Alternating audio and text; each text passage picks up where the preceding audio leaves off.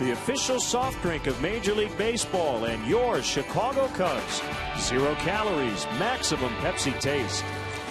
Ford, the newest vehicles on the road are now at your local Ford store, like the all-new Ford Explorer SUV, 100% reinvented. Visit localfordstores.com. Ford, drive one. And by the Illinois Lottery. How does $1,000 a week every week for the rest of your life sound? Then play Cash for Life instant games from the Illinois Lottery. The longer you live, the more you get. Chicago Cubs baseball in high definition is brought to you by Xfinity, only from Comcast. Well, we're going to get started about 2.5 hours late. We had a ton of fog this morning, some nasty thunderstorms, some more fog, but the wind has really kicked up and has knocked the rain and the wind out of here. And we will get this thing going here in a couple of minutes. Before we get started, we want to let our AT&T U-verse viewers in Chicago and around the country on WGN America know that during every Cubs home game this season, if you go to channel 780 or high def channel 1780, you can see a special multi-view presentation that shows you all of our different live camera angles here at Wrigley Field. It's pretty cool. So if you want to direct the game along with Skip Ellison, give a look to AT&T U-verse channel 780 or high def channel 1780.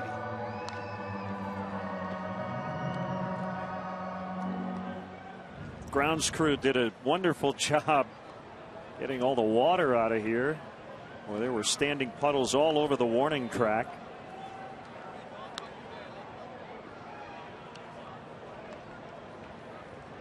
Starting pitchers today, Ryan Dempster, who faced the Pirates on opening day and suffered the loss, has had a much better month of May than he did in April, and the Cubs giving him a lot of run support as well. And really, Ryan's recent success has gone hand in hand with his ability to locate that fastball. You may remember in the first month of the season, a lot of very favorable hitters counts, a lot of walks, a lot of base runners, but over his last 4 or 5 starts, Ryan has been able to get that sinker back down to the bottom of the strike zone, and he's been much more effective and really cut down on his base on balls. For the Pittsburgh Pirates, it'll be right-hander Jeff Karstens, 28 years old. And his last outing was actually in relief and has always pitched well here at Wrigley Field. Go you left-handed hitters. Lefties hitting about 100 points higher against Jeff Karstens than the right-handers. Lefties hitting at a 324 clip. Righties hitting only 225 against the Pirates right-hander. Pirates have outscored the Cubs 14-2 in the first 2 games of this series. A tight one on Friday, 4-2. And then 10-0 yesterday. The umpiring crew, Lance Barksdale will call the balls and strikes. Corey Blazers at first. Fielding Culbreth at second. And the crew chief, Gary Cedarstrom, is at third. While we have a chance, let's step aside and see what's coming up on WGN.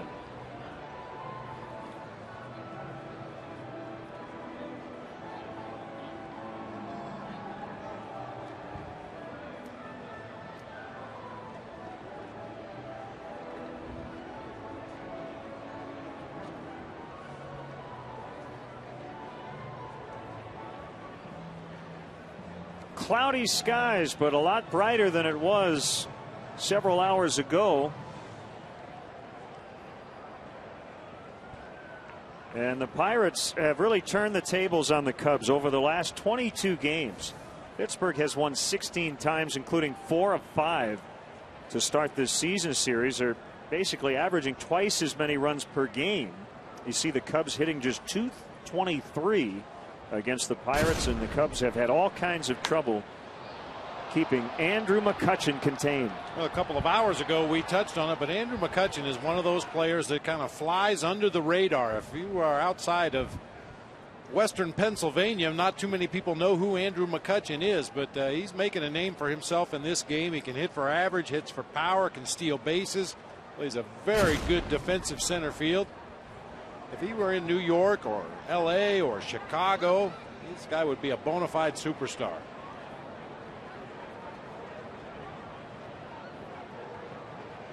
Cubs will be taking the field here momentarily. And we will be in the Bud Light bleachers tomorrow afternoon as the Houston Astros come in on Memorial Day. We expect no rain, sunshine, and lots of hot temperatures. And we'll hit the air at 1 o'clock Central Time.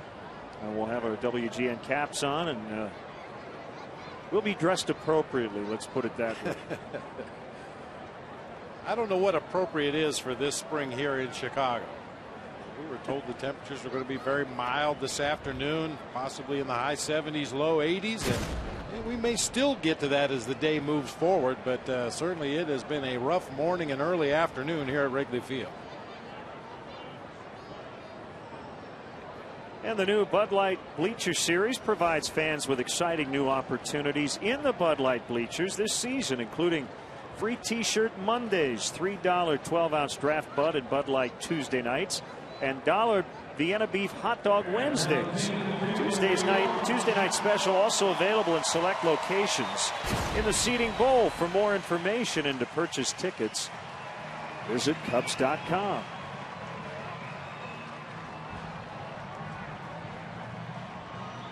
Let's look in on Clint Hurdle's Pirates lineup. They're playing much better on the road this season than last year. In fact, they come in 15-12 on the road. Tabata, Jones, McCutchen at the top. Walker, Overbay, Ryan Doman with his first action in this series. Brandon Wood gets to start at third. Steve Pearce had to leave early yesterday with an injury. More on that in a second. Former Cub Ronnie Cedeno with a home run in Game 2, and Jeff Karstens, the pitcher, hits 9. And let's check out how the Cubs take the field defensively today behind Ryan Dempster. Brought to you by Pepsi Max, the official soft drink of Major League Baseball and your Chicago Cubs. 0 calories, maximum Pepsi taste. It'll be Soriano, Campana, and Fukudome across the outfield, left to right. Ramirez, Castro, Barney, Pena across the infield, third to first. Coy Hill doing the catching once again today for right-hander Ryan Dempster. Mentioned Ryan's last time out against the New York Mets.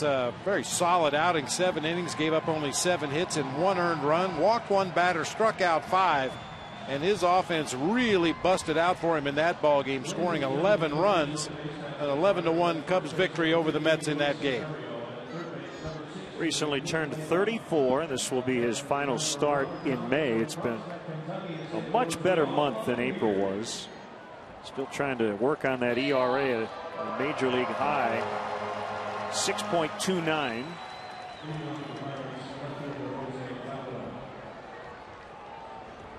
I'll tell you, Len, this kind of day is tough on everybody. Tough on the fans to sit around and wait and see if we're going to get the ball game in. Tough on the broadcasters waiting to get on the air. Tough on the position players, but especially tough on the starting pitchers. Guys are very much creatures of routine. They eat the same food. They go through the same routine at the same time in preparation for a start. And obviously that was not the case today. To roll with the punches. 1 ball, 1 strike to Jose Tabata. The official delay, 2 hours, 34 minutes.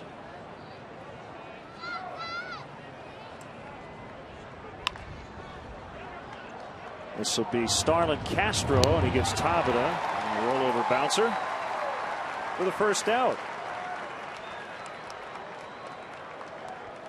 Cubs have already had 3 postponements this season. They did not want this to be the 4th. 64 degrees and a stiff east wind at 15 miles an hour coming straight in off the lake.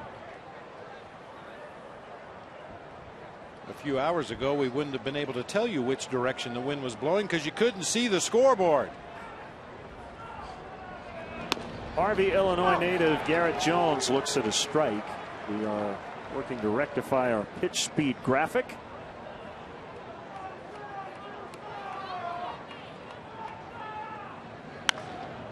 That ball is lined foul and out of play.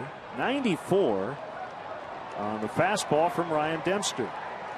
He's had some trouble against the Pirates. He's dropped his last 4 consecutive starts versus Pittsburgh.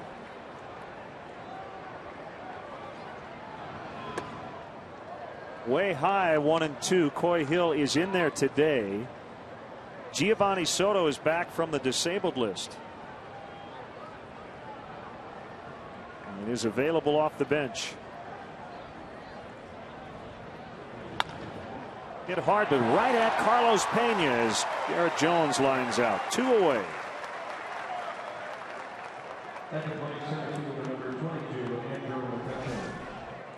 Sound like Demps might have gotten in just a little bit on Jones down near the trademark. Hit it on the line, but didn't hit it particularly hard. Right to Carlos Pena at first base. Good positioning. There's Giovanni Soto. Battled a groin strain. Suffered the injury back in mid-May. Actually, May 10th. So 19 days later, he is back. And Brad Snyder selected from AAA Iowa as Reed Johnson goes to the DL. And I think what that means for the short-term future, at least, is that Tony Campana can expect some more playing time, because the top 2 center fielders on the depth chart are on the DL, Marlon Byrd and Reed Johnson. Big swing by McCutchen, in on his hands and fouled off. 1-2. 4th consecutive start for Tony Campana. That hat not quite straight. He's trying to get that bill straightened out as best he can. Even somebody who's been swinging the bat as well as Andrew McCutchen has trouble catching up with 94 up there above the letters.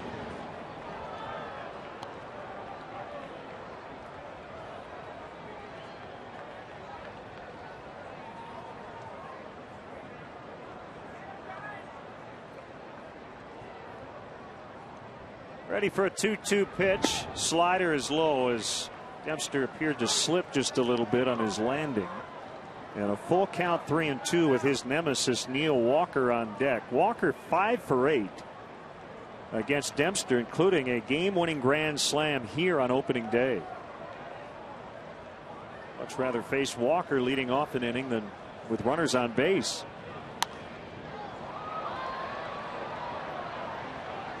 We saw Dempster slip on the mound on the pitch before. I don't think it was due to the conditions here this morning at Wrigley. The field has been covered. The mound has been double covered. The infield appears to be in pretty good shape. There may be some real soft, wet spots in the outfield along the warning track and in foul territory, but the infield, the mound, the batter's box appear to be in pretty good shape. There is ball 4. So you're saying the pitcher's mound was like Randy Moss in his prime, double covered. Double covered, yeah. Absolutely. Here is Neil Walker.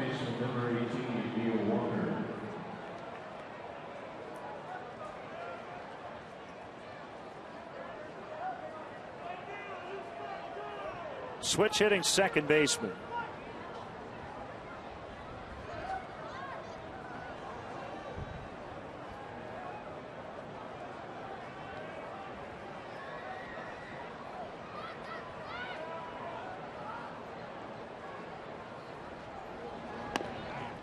Ball 1 outside.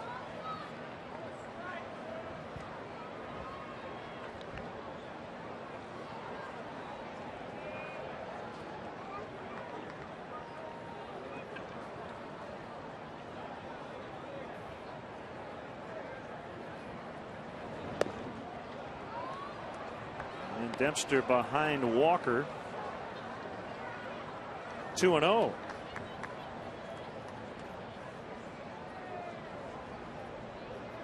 We're excited to finally get this thing underway. Sitting through the rain and the fog through most of the day. Thanks to Wally Hayward, Cubs Executive Vice President, for joining us during our rain delay coverage.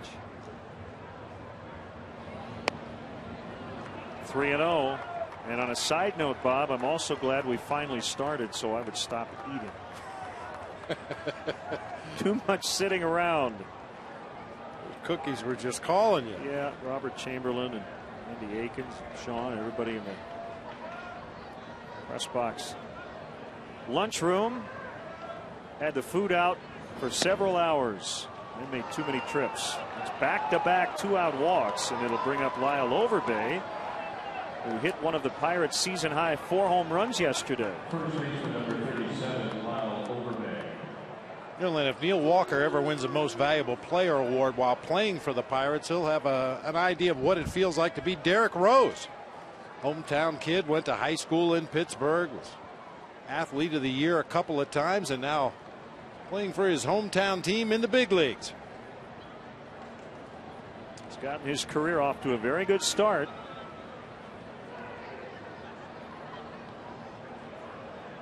The pitch to Overbay. The slider is off the outside corner.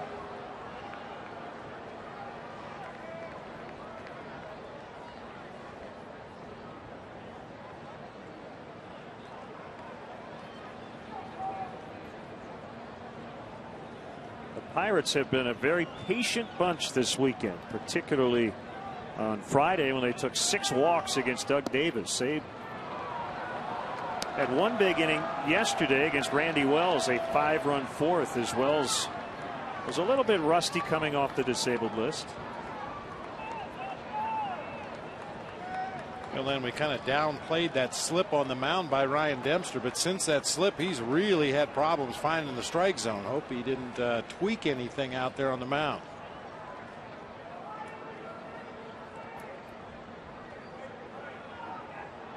He has put Overbay in a pretty comfortable spot. 2-0 with 2 guys on. Here it is. And that's going to find the right field corner. The Pirates will get at least one as McCutchen will score. Nick Leiva's going to send Walker, and he will score. So the walks come back to bite Ryan Dempster. Lyle Overbay, a professional hitter, on a 2-0 pitch, hits a 2-run double.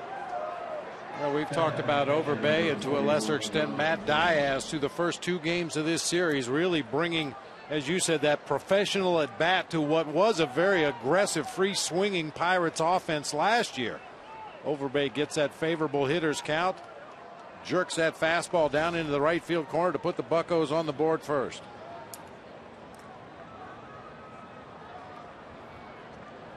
And the Pirates were scuffling offensively before this series. They had lost 3 in a row and were shut out twice. They'd scored 2 runs in their previous 3 games. They have 16 so far in this series.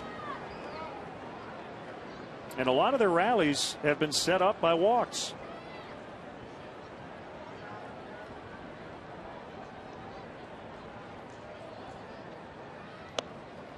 Brian Domet seeing his first action. Chris Snyder got the first 2 starts in this series, and Dempster's behind him 2-0. Domet just 4 for 22 versus Dempster in his career.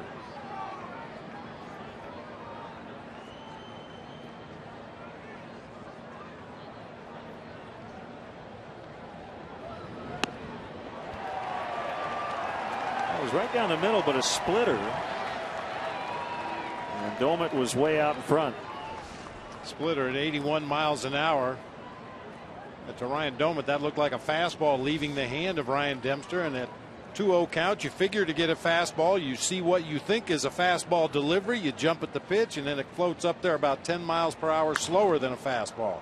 Sharply hit, fielded by Darwin Barney, and he gets the out at first to finally end the inning. A 2-out rally, and the Pirates get a couple. The Cubs are coming up.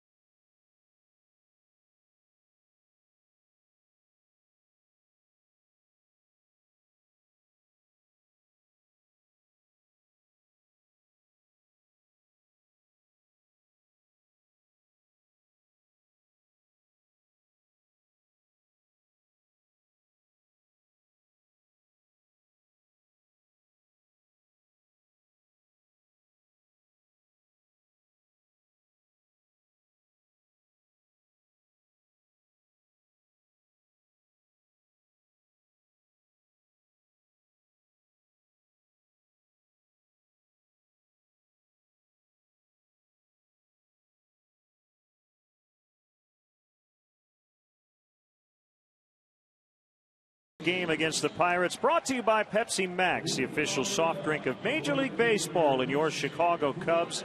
0 calories, maximum Pepsi taste. They haven't gotten a whole lot going in this series. Just a 2-run homer from Alfonso Soriano in Game 1. We mentioned Coy Hill is in there. Look at his numbers against Jeff Karstens. Quick look at the Pirates defensively. Tabata, McCutchen, and Jones across the outfield, left to right. Wood, Cedeno, Walker, and Overbay across the infield, third to first. Ryan Domut getting his first action behind the plate in this series. He's had issues throwing out runners in the past, 4 out of 20 this season. And the man on the mound, Jeff Karstens, the right-hander, has given up 5 stolen bases in 6 attempts. Cubs don't run a lot, but today might be the day to be a little more adventurous on the bases.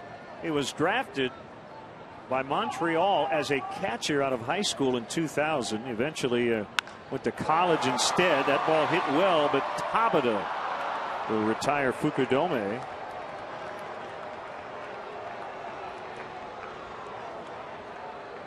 One away here in the Cubs first, and that'll bring up Darwin Barney.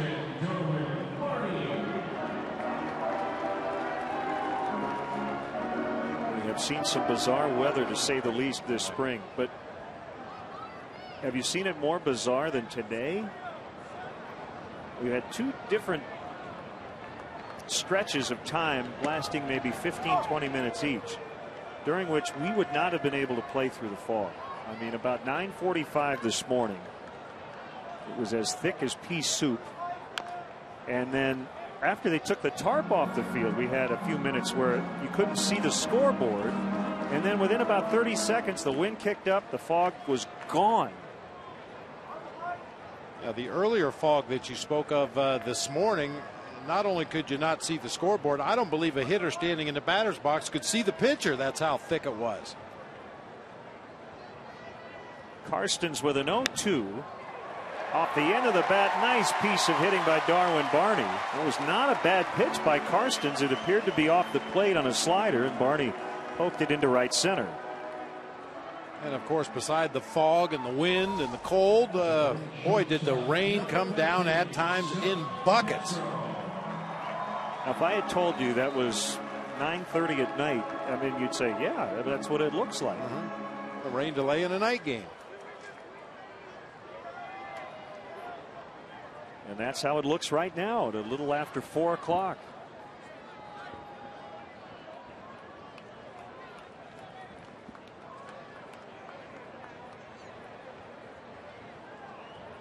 Starlin Castro takes a strike.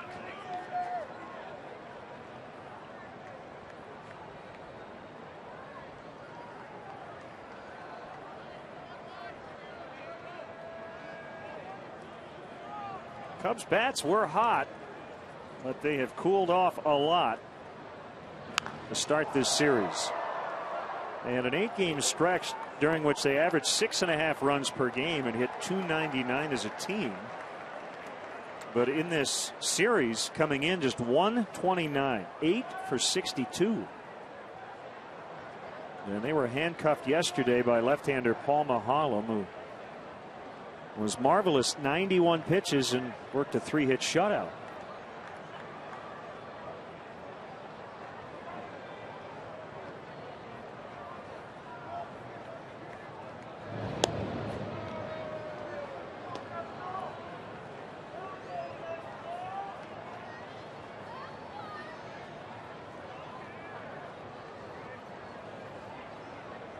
Darwin Barney going with the real old school stirrups today.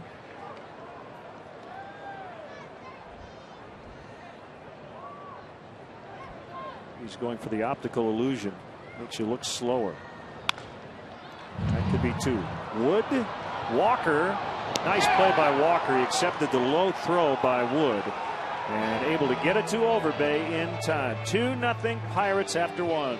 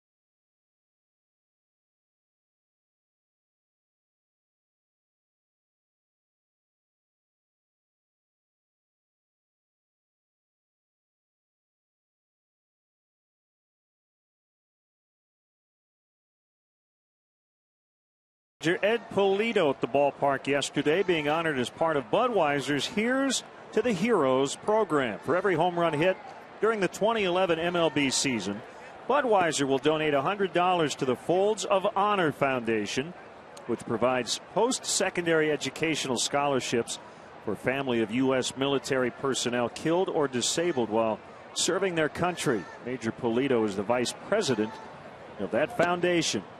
Got a really nice, well-deserved hand here at the ballpark.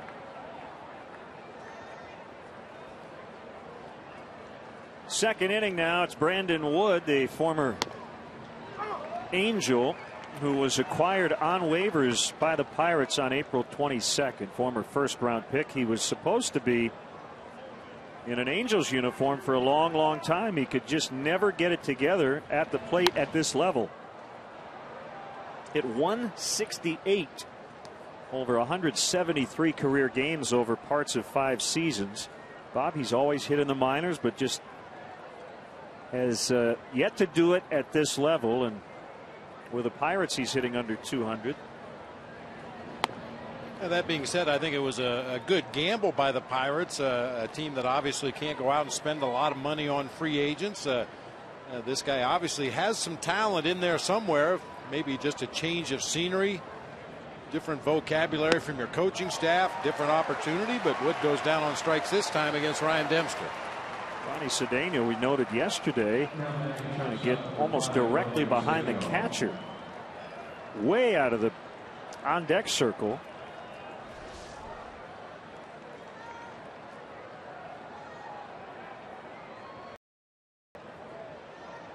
Steve Pearce had to leave early yesterday with a sore right calf. So Wood is in there today. Not sure if we'll see Pearce later or not, as Cedeno will fly out to Campana in right center.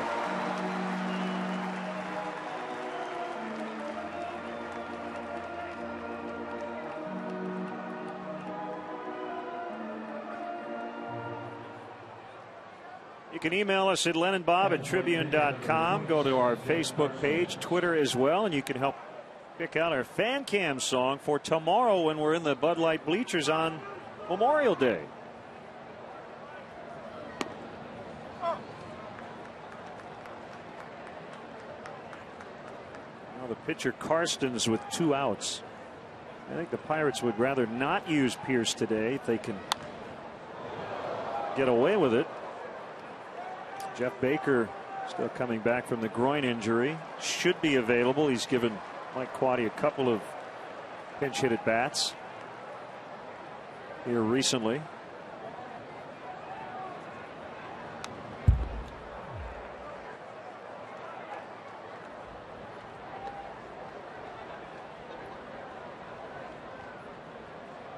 Oh, 0-2 on Karstens as Dempster tries to get settled in. And he got him on strikes. That's 4 in a row since the double by Overbay. 2-0 Pirates early.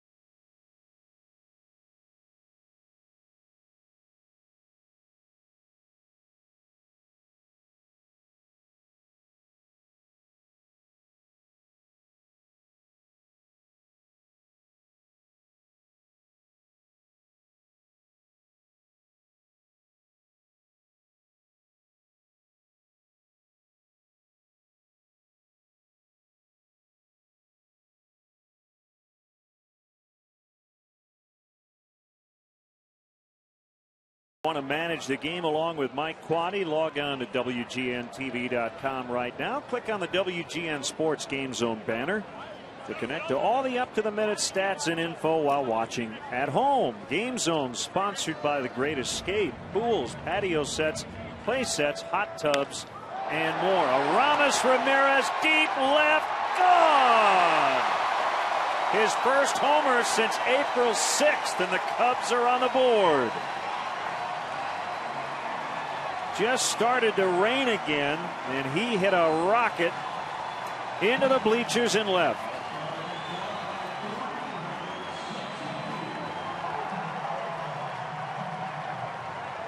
Well, no sense in waiting any longer. Let's take a look at our BMW Ultimate Drive. Aramis Ramirez picking on a first pitch fastball inside part of the plate. Hit a low line drive into the bleachers in left field, his second home run of the season. Brought to you by your Chicagoland and Northwest Indiana BMW dealers. BMW, the ultimate driving machine. Career homer 291.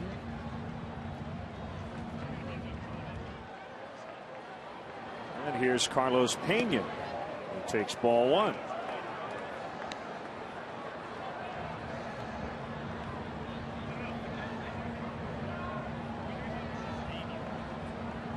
Cubs need more of that from their cleanup hitter. Second homer, 18th RBI.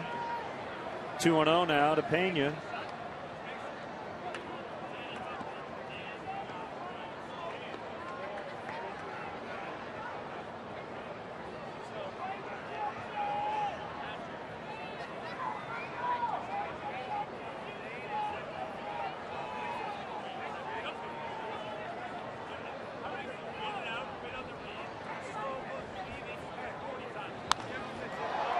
Drilled to right. Jones playing pretty deep out there, and that's a base hit.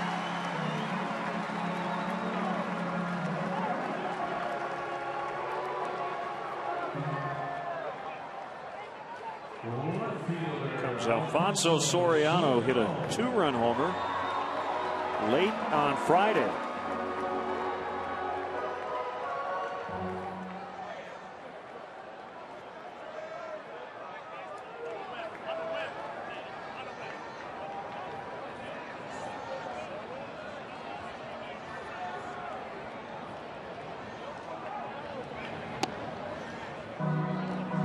Ball missed inside.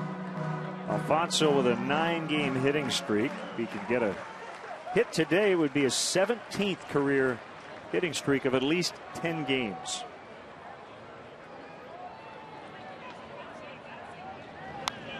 Big swing out in front a little bit, fouled it back to the netting.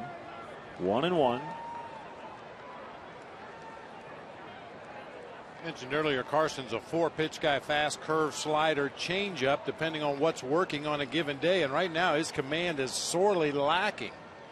He's missed his spot all the way from one side of the plate to the other. The home run to Ramirez was supposed to be a fastball low and away, straight over the inner third of the plate. Try to take advantage of his struggles with his command.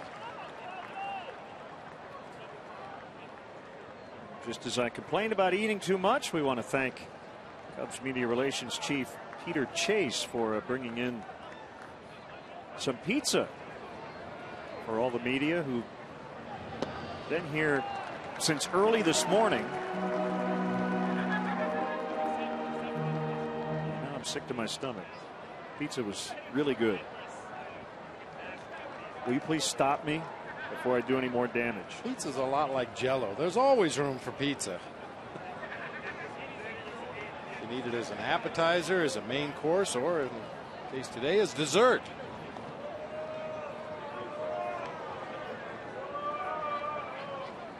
I can never say no to pizza. And I know you can't. No.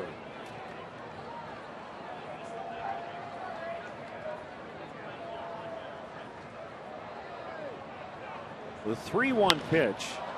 A high fly to deep right. Garrett Jones goes back to the warning track. Now comes in a couple of steps. Pena had gotten almost all the way to second, but able to get back to first in time.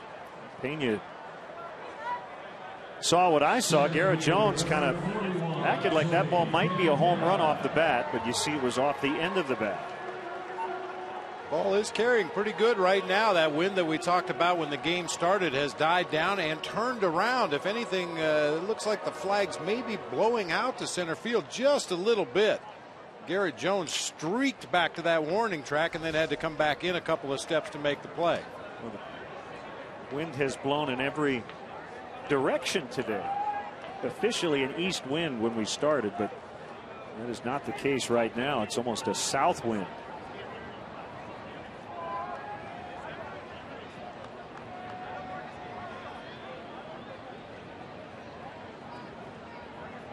Here's Campana in the lineup for the 4th consecutive day.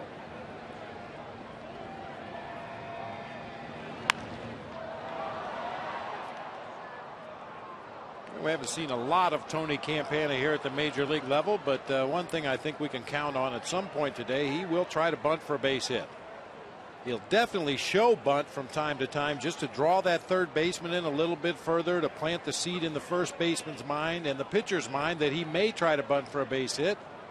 That's a big part of his arsenal.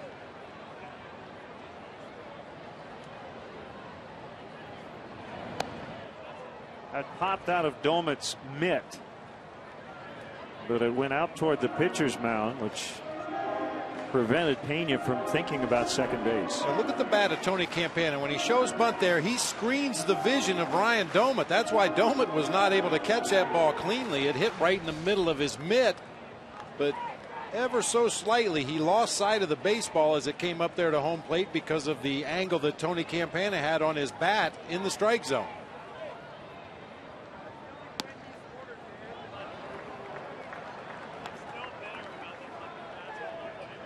Karstens was born in San Diego. He went to Grossmont Junior College and then Texas Tech.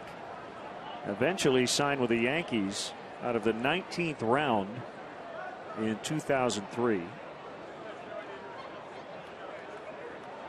Pirates got him from the Yanks in July of 08 as Pena takes off. Campana hits a ground ball. Cedeno's going to throw quickly. Not in time. Gets past Overbay. Pena will take third. That'll be an infield hit for Campana. And a throwing error on Ronnie Cedeno, allowing the tying run to get to third with only one out. And for Cedeno, that's his first error in his last 36 games. That's what speed will do to a defense. Ronnie Cedeno was breaking to cover second base. He got back to the ball, but realized he had to rush his throw across the diamond to have any chance at Tony Campana. And when he rushes his throw, he puts it in the dirt. Lyle Overbay can't handle it. Pena able to advance all the way around to third base with one out in the inning.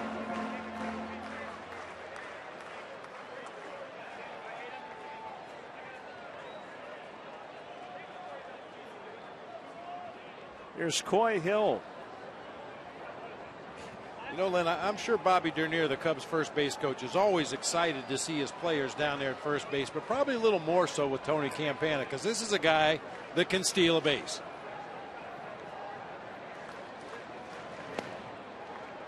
Low and outside to Hill.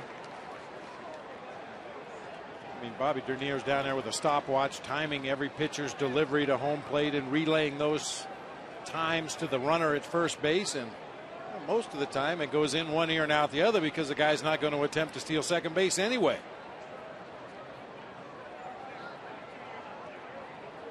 Hill 6 for 11 with a home run against Karstens, swing and a miss on a changeup. It's 1-1.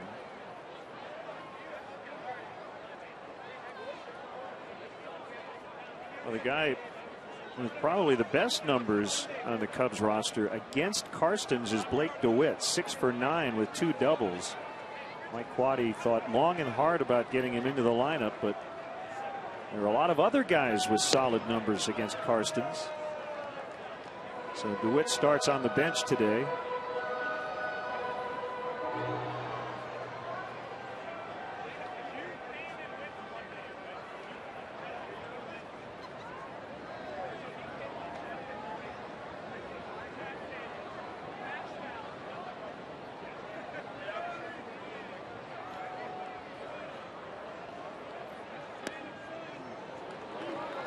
Outside by just a tad, 2-1.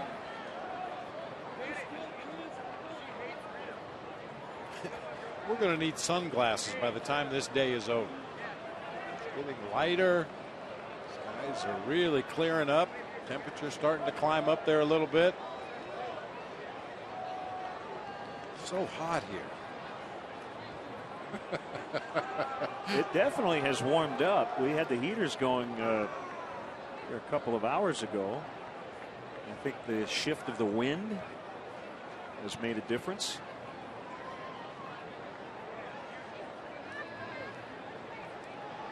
I'm telling you, we're going to go from Manitoba to South Beach from today to tomorrow.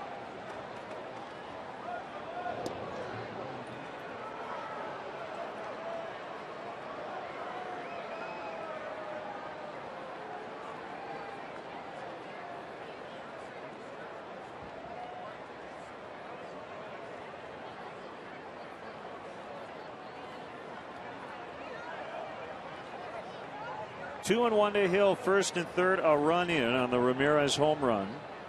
Campana not running, and there's a fly ball. Jones coming over toward the gap. Here comes Pena toward the plate. Going to be a play there. Safe. He just got in. A sac fly for Coy Hill, and it's 2-2. Domit a little gimpy after Pena came sliding in.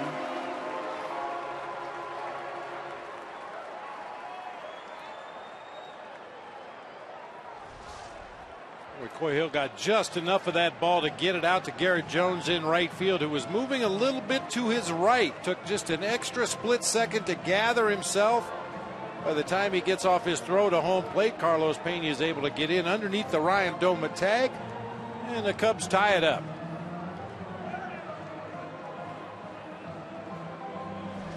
All right, as a former catcher, Domit very exposed there with that left ankle that seemed to get twisted a little bit as Pena slid in. Just have to hold your ground as best you can as a catcher. You know, ideally you get a throw in a position where you can receive and protect yourself, go down closer to the ground, lower your center of gravity, but you can see Domit just had that left leg out there in the baseline trying to stop a freight train in Carlos Pena, who blew right through the left leg to get on the plate to score the run. It's been a week of home plate collisions. Well, you might go half a season without having a play at the plate, and it seems like every game this past couple days there's been a play or two at the plate. I think he's going to have to come out of the game. Domit's a tough guy, and for him to take this long to regroup, you know there's something wrong. So Domit will exit. Chris Snyder will have to put the gear on.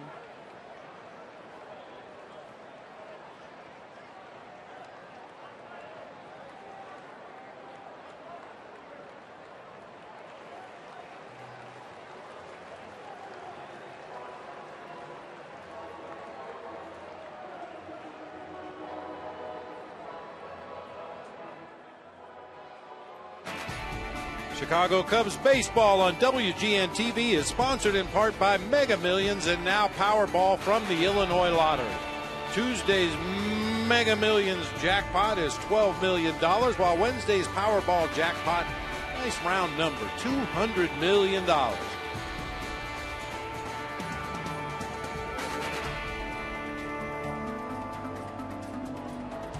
So Carlos Pena scoring that tying run on a sacrifice fly by Coy Hill.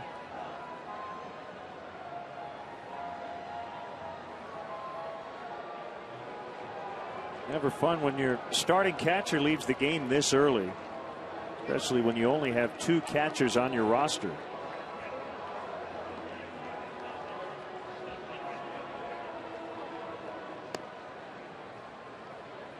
Ladies and gentlemen, entering the game for the Pittsburgh Pirates, catch number 19, Chris Snyder.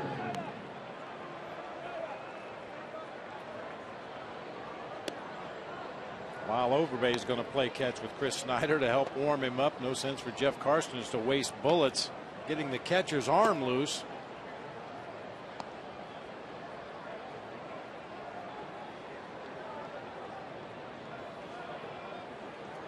Snyder says he's ready to go, as should Tony Campana at first base. You got a backup catcher coming into the game cold off the bench. Other than the few warm-up tosses he took right there, he probably hasn't thrown since very early this morning. It's tested. Even with the pitcher at the plate, I think you got to really force the issue against the Pirates and Jeff Karstens today.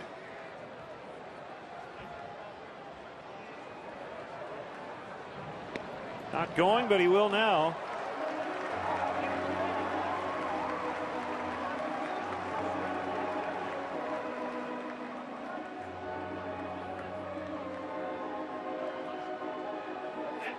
How's that change working out? One pitch, pass ball. Maybe a little more movement there from Karstens than Snyder was expecting. You see him set up on the outside corner. Once again, Karsten misses his spot all the way across the plate, and Snyder just can't get to that ball quickly enough.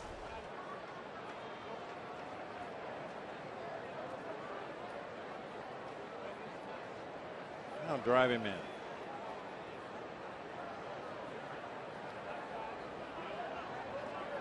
Kick and the 1-0 pitch to Dempster, a swing and a miss. 1-1.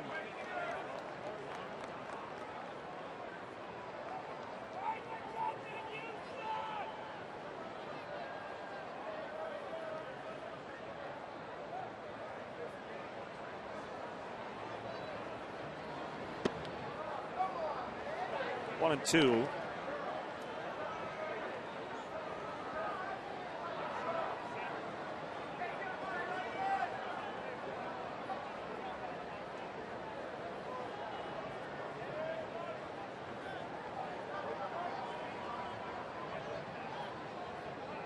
Ramirez led off the inning on the first pitch with a line drive home run to left.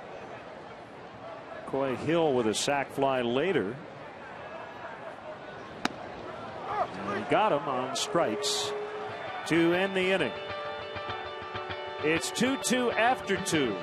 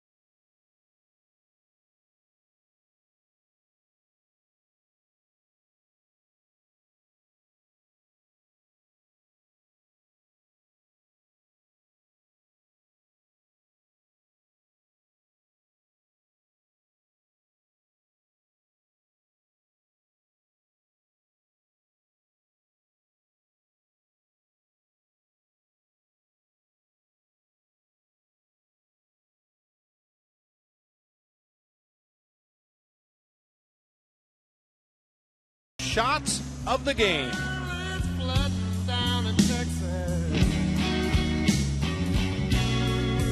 All of the telephone lines are down.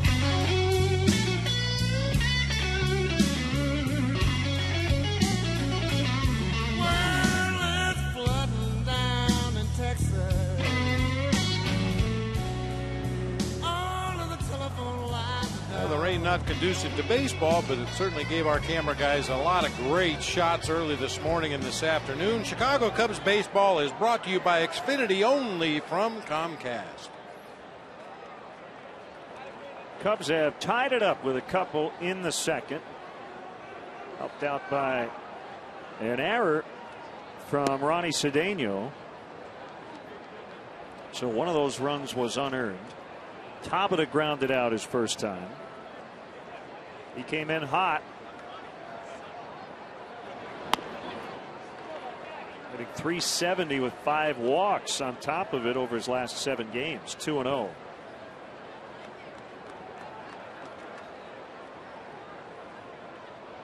A pitch, a strike, 2-1. It's never too early to think about some other holidays. Oh, I update my list every day. Who's been naughty and who's been nice? Oh, what I want from Santa. Oh, I got you. Unfortunately, okay. I'm usually on the naughty list, so he just completely disregards my requests.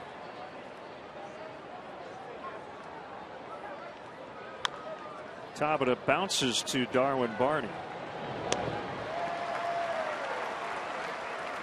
Hey, it's a deal that flew under the radar at the time, but back in July of '08, Ross Ollendorf, Daniel McCutchen, Jose Tabata, Jeff Karstens were sent from the Yankees to the Pirates for Xavier Nady and Damaso Marte. Say it's worked out pretty well for the Pirates. Now Ollendorf is on the DL. Karstens on the mound today. Daniel McCutchen has been excellent in relief. And Jose Tabata has grabbed that everyday job out and left. And those are the kind of deals the Pirates are always looking for, to trade a veteran who maybe is making a substantial salary and try to get younger and cheaper.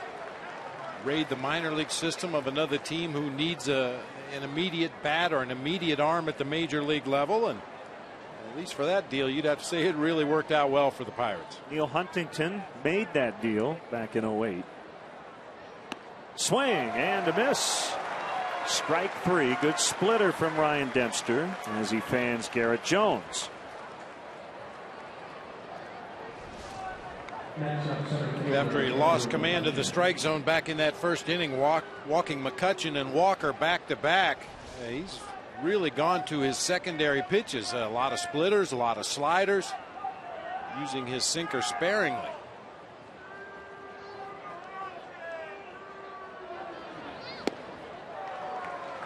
Don't forget to check out our WGN baseball blog on WGNTV.com. I have a post on the news of the day with the roster situation. We have game notes from Stats, some photos from earlier on this crazy weather day at the ballpark. Again, WGNTV.com.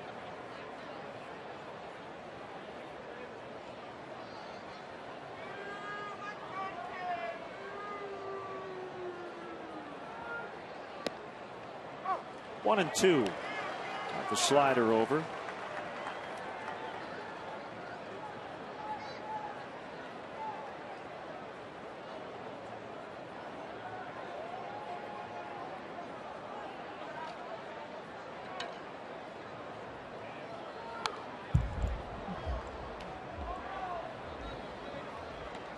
As we started late, a lot of games have already gone final. Mets salvage a finale of their 3-game series against the Phillies, 9-5, as Jose Reyes went 4 for 5 to snap the Phillies' 4-game win streak.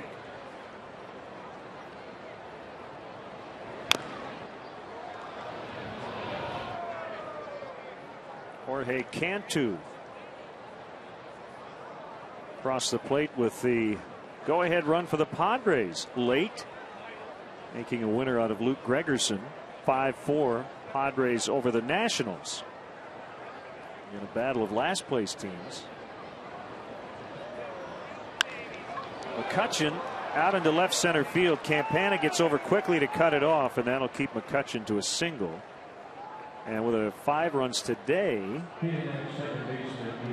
let's see here, the Padres snapping an 11-game streak in which they scored 3 or fewer runs. That's a pretty big outburst for them.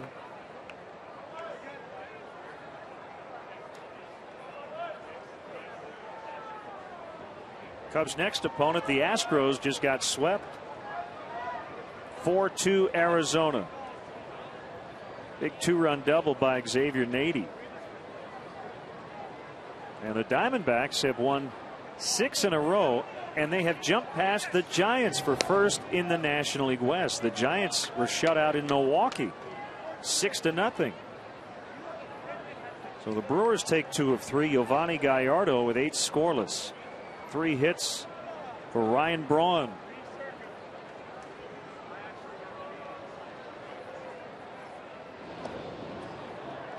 Brewers are now 21-7 at home. Talk about that Padres win. That puts them 2 games over 500 on the road. They're 9-20 at Petco Park in San Diego.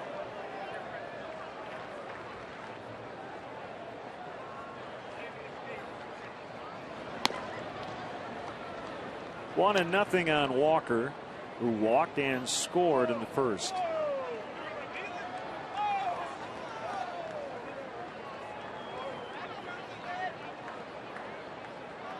Well, I told you before opening day that almost 2 months into the season, Arizona and Cleveland would be leading their respective divisions. Would you have believed me? Well, you could have made a lot of money betting that.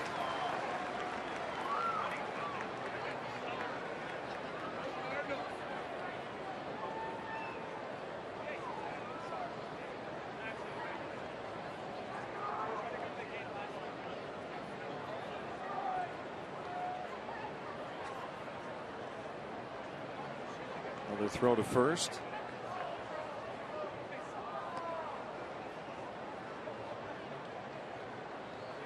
Cardinals leading late. They're in the 9th at Colorado 4-2.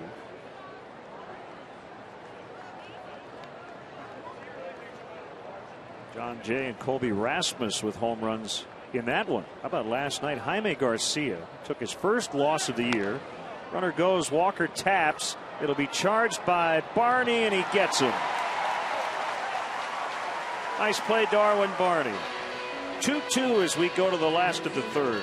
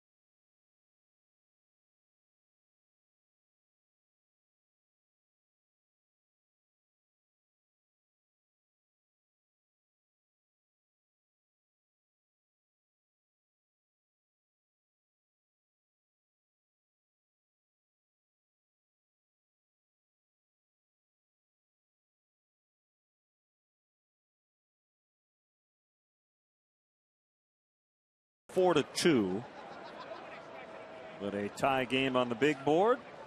Don't worry, Cubs have more outs than the Pirates left. There's no crying in baseball. No crying in baseball.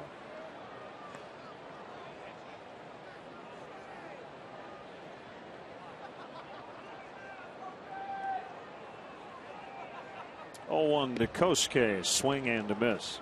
To finish the story. Okay, all is well. Yeah, everything's okay now. Jaime Garcia was 5-0 going into his start last night in Colorado.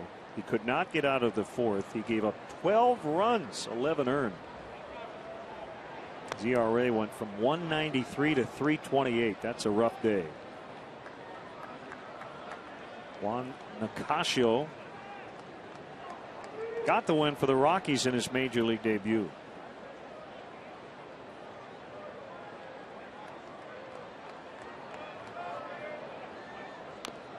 Tapper foul. Count holding.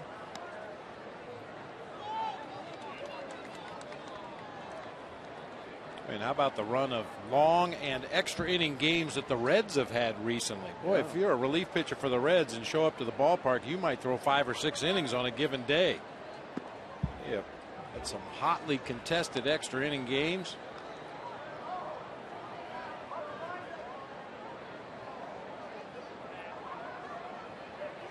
Reds and Braves later tonight.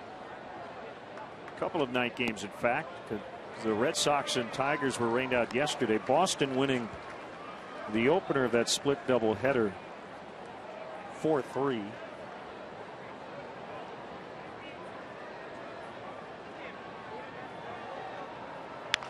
A pinch hit home run by David Ortiz in the ninth.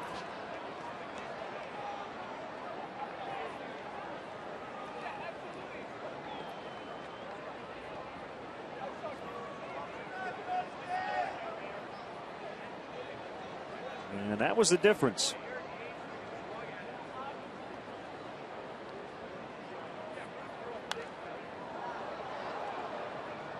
Still 3-2.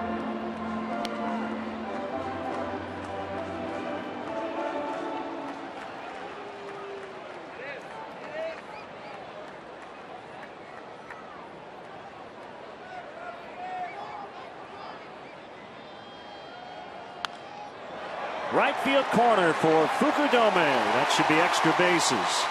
He motors to second with a leadoff double.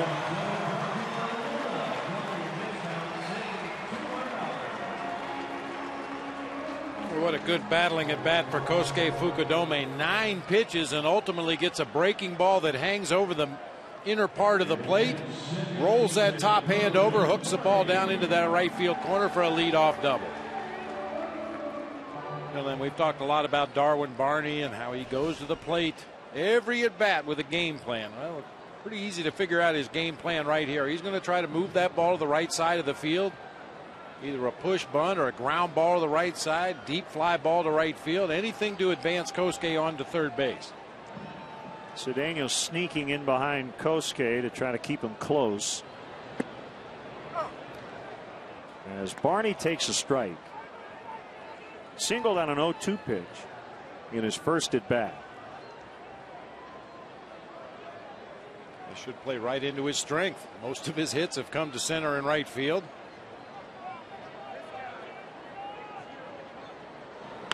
There's the bunt, and it goes toward first. Karstens will tag him. It's a sacrifice with Kosuke. The go-ahead run now at third.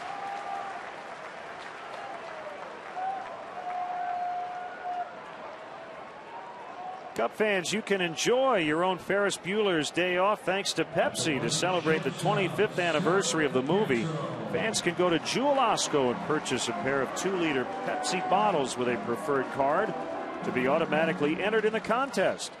The winner will hop in a limo and enjoy a recreation of Ferris's Day Off in Chicago, complete with a stop here at Wrigley Field and the chance to throw out a first pitch.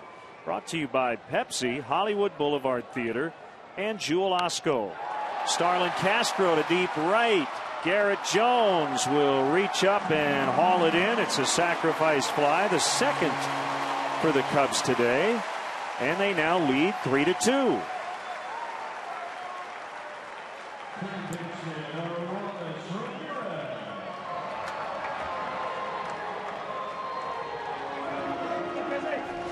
Starlin Castro will be credited with the RBI, the line drive sac fly to right field, but Darwin Barney ought to get a half an RBI for moving Kosuke Fukudome from second to third, setting the table for Castro to drive home that run with a fly ball out. Ramirez swings at the first pitch. Wood moving to his left, and that's the inning. But the Cubs have their first lead of the series, 3-2.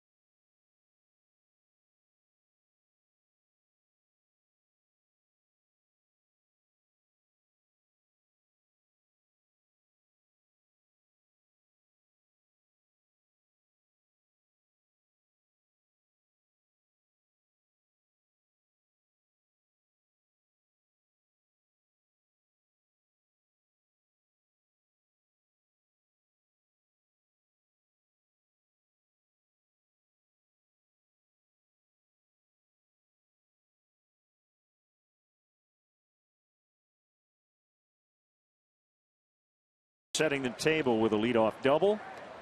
And he would later come around to score the go-ahead run. While Overbay knocked in 2 with a double in the first inning. And a foul strike on the veteran first baseman.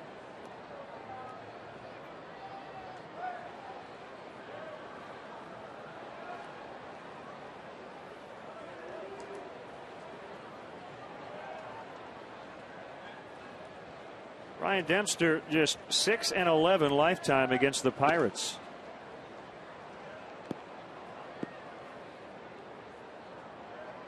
For whatever reason, they have had his number.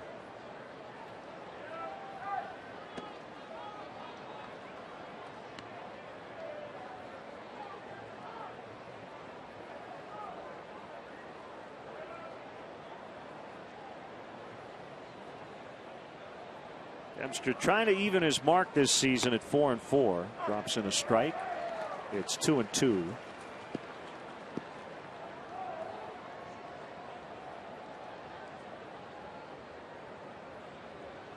There's Chris Snyder on deck in for Ryan Domit, who appeared to injure his ankle on a play at the plate in the bottom of the second.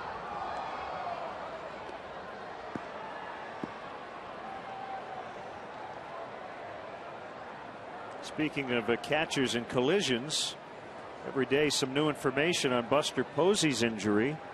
The Giants athletic trainer Dave Greshner, who at one time was in the Cubs organization, said today that Posey is going to miss the rest of the year. He's going to have another operation. He's already had one in about 8 to 10 weeks to take 2 screws out of his ankle. So I think right now, Bob, they're just looking at opening day 2012.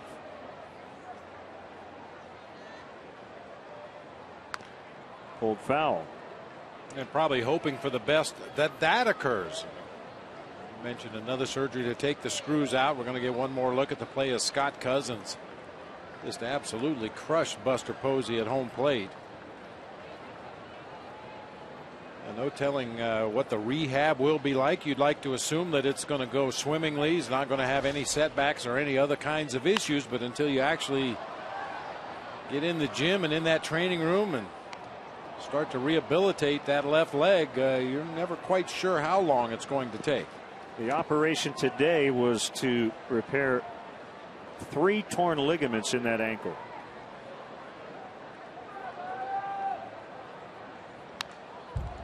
This battle continues. Dempster and Overbay.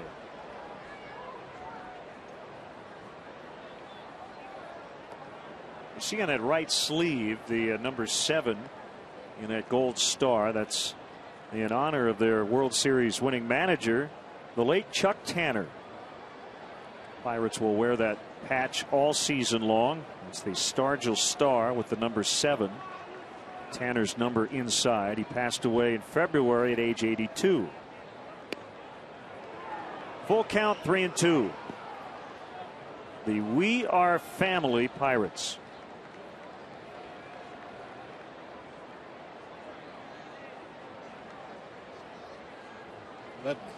Led by Pops, Willie Stargell. Long at bat here for Lyle Overbay against Ryan Dempster, and it will continue at least for one more pitch. You know, a lot of times you look at a ball club, Len, and you try to figure out, geez, who's the leader of this team? Who's the spokesperson? Who's the guy to stand up when things are going tough and take the bull by the horns? Well, Willie Stargell was that guy. There was absolutely no doubt or question about who the leader of those Pirates teams happened to be.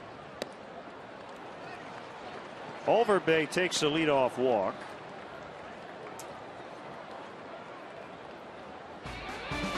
The 2011 Chicago Cubs on WGN are brought to you by Bud Light Lime. Just the right taste of Bud Light with a refreshing splash of 100% natural lime flavor.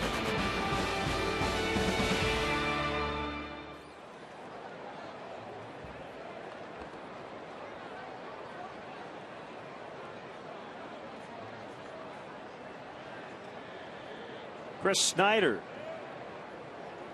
homered yesterday. Thought he was going to get the day off today and got about an inning and a half off.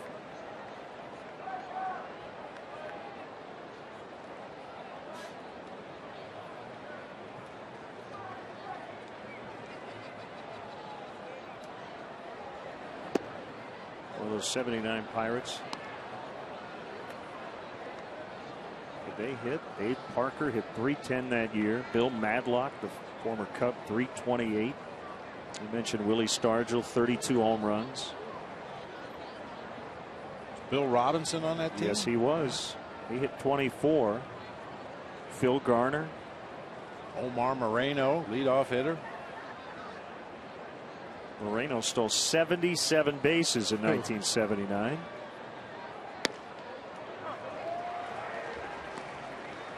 Two and one on Snyder.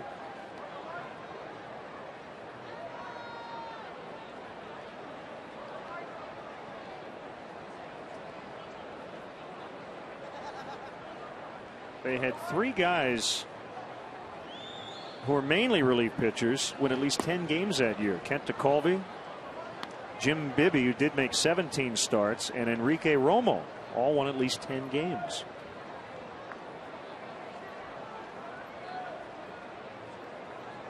It seems like a strong offense goes hand in hand with relief pitchers getting wins for some reason. You may fall behind early in the game. Your starter gets knocked around a little bit, but your offense is capable of putting up big numbers. 1-4 to 3. Easy double play.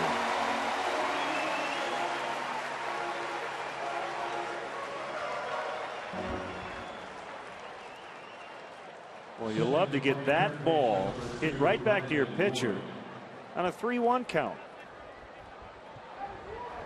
Especially with the catcher running. You see Darwin Barney made sure to stomp on second base 2 times out there just to make sure they got the lead runner. Had plenty of time to throw on to get Snyder at first base. Wood taps it foul, 0-1. Yeah, that kind of swing on a 3-1 count will drive a hitting coach crazy. You work so hard in the at bat, you battle, you get yourself into a good hitter's count, and then a little half swing topper back to the mound.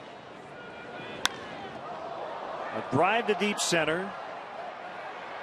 Still going back is Tony Campana. Has it on the dirt, and that'll end the inning. We'll go to the bottom of the fourth. 3-2 Cubs.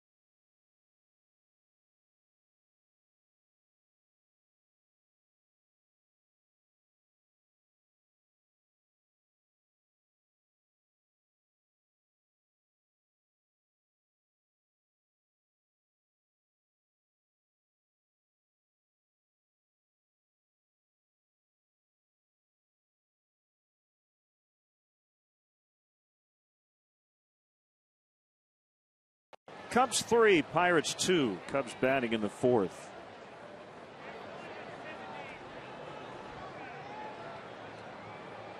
Carlos Pena with a single and a run.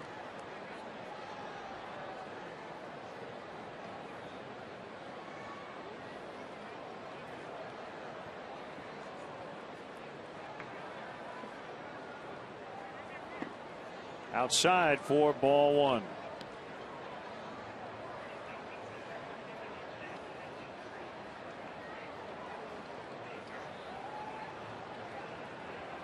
We've just been told Ryan Domit's injury is to his left ankle. Nothing more specific at this point. At the knees to make it 1-1. Other AL action today. The Blue Jays had their offense going today. 18 hits, a season high, 13-4 over the White Sox. Their third win in a row to finish that series. Corey Patterson with another home run today. John Danks takes the loss. He's now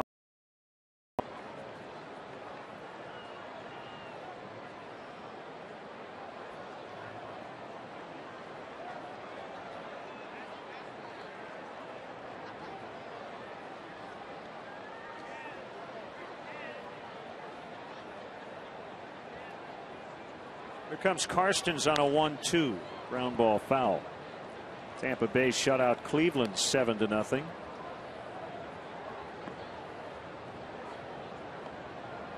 With Detroit losing earlier, Indians right now the only team in that division over 500. They have a 6.5 game edge.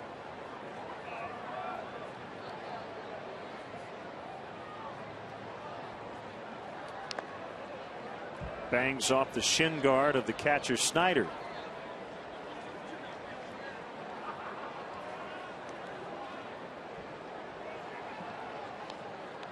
Not sure who the emergency catcher would be for the Pirates, just in case anything happened to Chris Snyder. I'm sure that Clint Hurdle doesn't even want to think about that. Maybe Matt Diaz. I think so. Steve Pearce would be a guy you'd think about, but he's got a calf injury. Not our concern. No, not at all. Snyder hasn't had a lot of fun. First pitch when he came in, he was charged with a pass ball. He checked his swing on a 3-1, bounced into a 1-4-3 double play, and he just took that foul ball. There's another one. Still 1-2 to Pena. Thought he was going to be able to kick his feet up in the dugout and root on his teammates. That's what you think. That one, even though that looks very innocuous, those hurt worse than getting hit in the face mask or the chest protector. That ball that is not centered in the pocket of your catcher's mitt, get you out near the fingertips or down near the palm, that'll really rattle.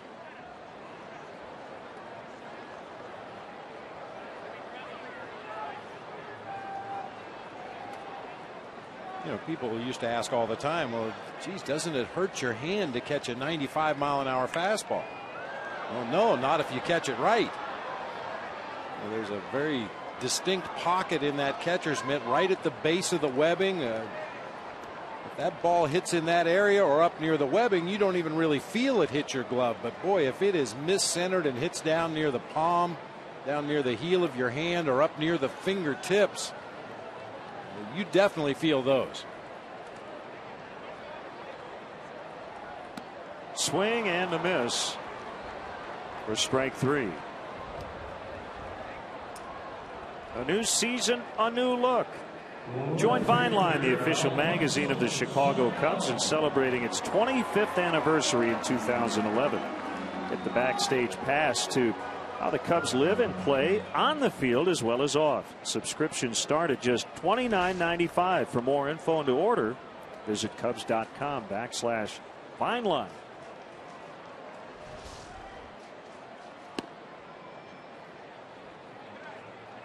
Soriano has flied to right.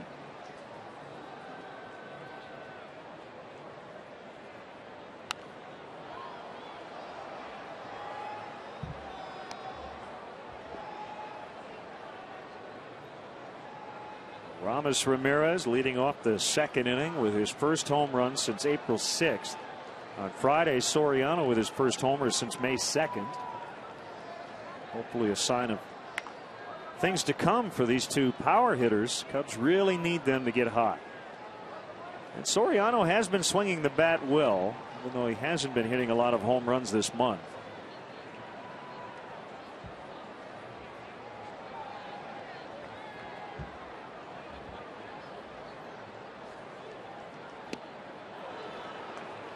Back-to-back Ks for Karstens to start this inning. He may have gotten a strike out of Alfonso Soriano, but once again he missed his spot by a mile. Snyder wanted that pitch up and away. It ends up down over the heart of the plate.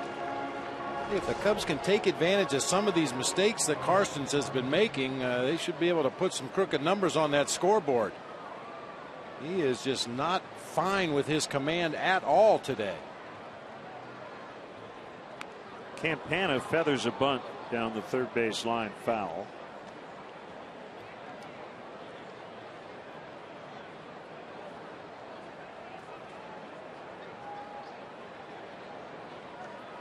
I haven't seen enough of Tony Campana to know if he has that slap bunt in his arsenal. Most teams already playing their third baseman way in. Pitchers aware that Tony's a guy that will bunt. They charge in from the pitcher's mound. Work on that little bunt where you show bunt and just try to slap the ball toward the shortstop. Anything slowly hit, he's going to beat out. There's no doubt. 3-2 after 4.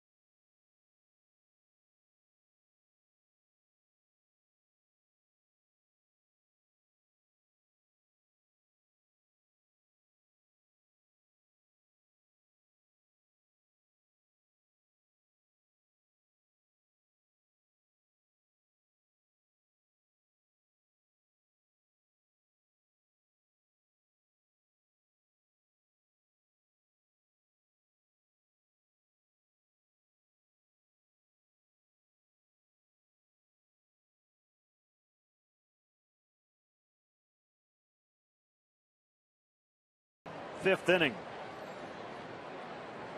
8-9-1 for the visitors. Ronnie Cedeno takes ball one. 5 for 13 lifetime against his former teammate Ryan Dempster.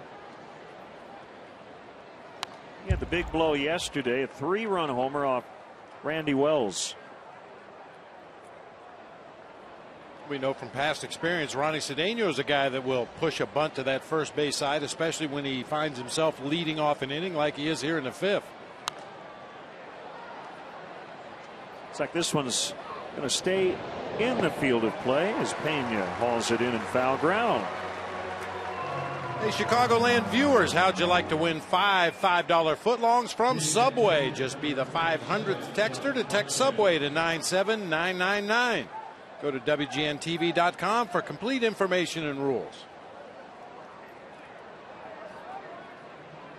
Just looking at some of the numbers, one thing that has to change, the Cubs have to be better within their own division. And while the Pirates are 0-5 against Milwaukee,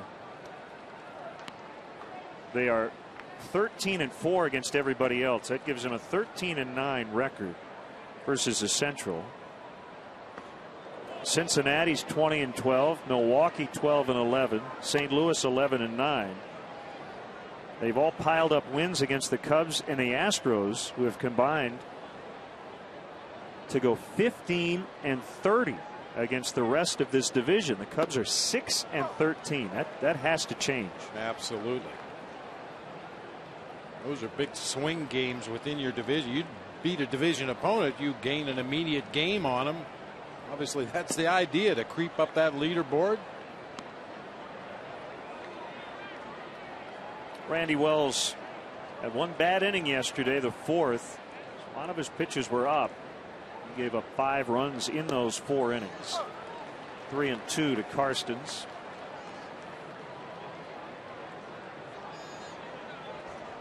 Hopefully just getting some of that rust off after an almost 8-week layoff. Karstens bounces. That backs up Pena.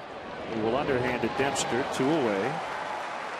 You know, and the reality of the Randy Wells situation, I think under other circumstances, he probably would have had another rehab start at the minor league level, maybe even a couple. He had one for Peoria, one for Iowa, and neither one of them went particularly well. Under different circumstances, if you felt your rotation was in good hands, maybe you leave him down there for one more rehabilitation start. But because of the dire need the Cubs had in that 4 or 5 spot in the rotation, Randy took the ball yesterday, gave it the old college try, but just didn't appear to be as sharp as we've seen him in the past.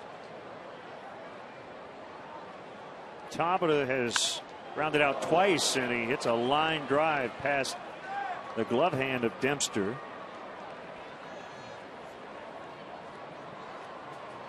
That'll give Garrett Jones an opportunity. The final now from Denver, 4-3. The Cardinals held on and beat the Rockies. Kyle Loesch got his 7th win. He beat Yolis Chacin.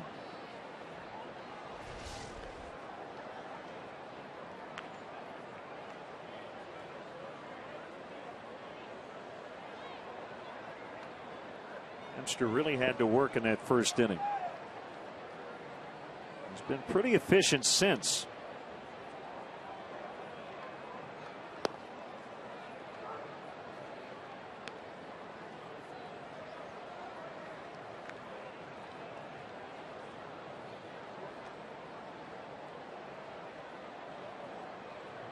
See Coy Hill glancing into the home dugout before flashing the sign.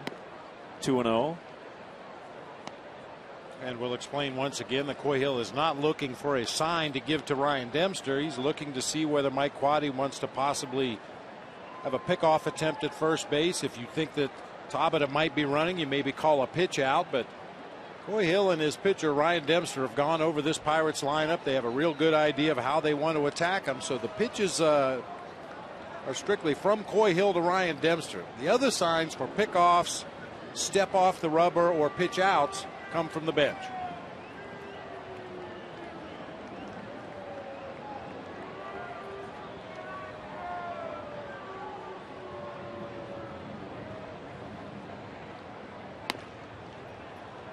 Missed again. 3-0. McCutchen has walked and singled. And he is looming on deck.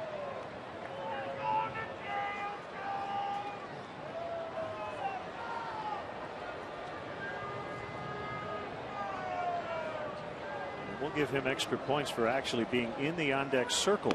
Runner goes on the 3-0. Pitches a strike. They got him on the tag. How about that? He ran on a 3-0. Clint Hurdle's going to come out and argue another play at second base.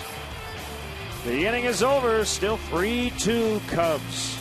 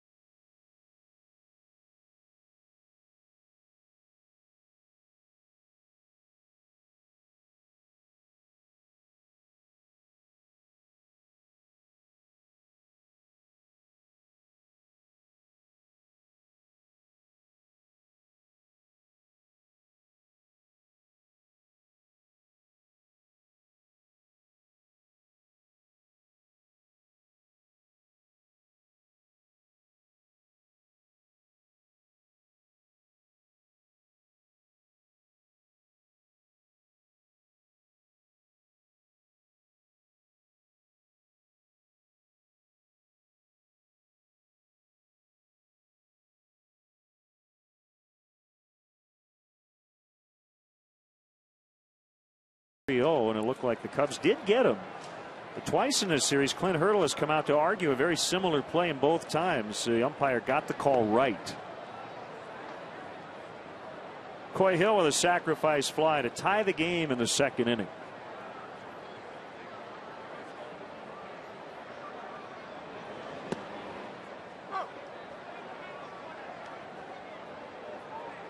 Do you like the 3-0 steal attempt? I don't like it all the time, but I think if you pay close attention to a team on a 3-0 pitch, many times you'll see the defense rock back on their heels because they assume the batter's going to be taking the pitch. I think against certain teams, if you pick your spots, that 3-0 steal is almost a guaranteed stolen base at second. That's off to Coy Hill and Starlin Castro for being Johnny on the spot and getting that out at second base. Fourth strikeout for Jeff Karstens. And we talked about it in the play that Clint Hurdle argued the other day. This is a tough call for a second base umpire. Corey Blazer in good position. However, the throw is up the line. The tag is applied to the back of the runner, and you have to make a determination whether that front foot came down on the bag or whether the tag came down on the runner first. And that time, Corey Blazer got it absolutely right. Good tag right in the middle of the back by Starlin Castro as Tabata slid past. Blazer is at second. Fielded Culbreth, originally listed at second, is at first. 0-2 to Dempster.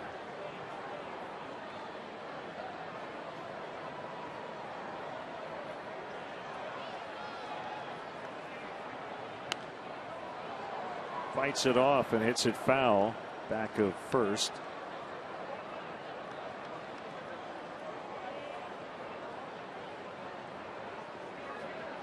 There'll be some Sunday afternoons with a 2.5-hour rain delay, and a lot of the fans would have moved on to their next destination as Dempster singles into left. But with Memorial Day tomorrow, I think everybody's got a little extra time. This ballpark has filled up nicely after that long rain delay. What would you do with an extra $1,000 a week every week for the rest of your life? Play Cash for Life instant games from the Illinois Lottery. You keep living, we keep giving. $1,000 a week for life. The longer you live, the more you get.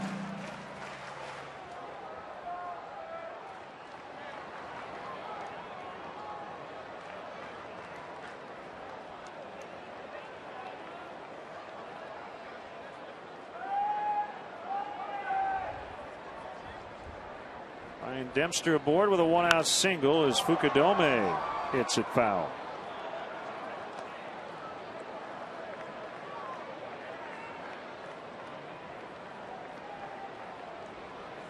Happy birthday wishes go out to Susie Hochberger, huge Cubs fan.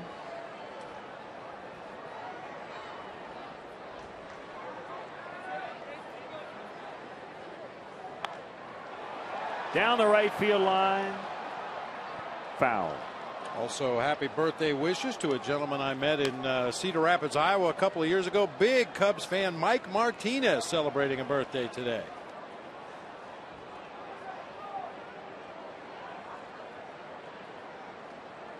Let's just say he's older than he was 2 years ago when I met him. About 2 years older.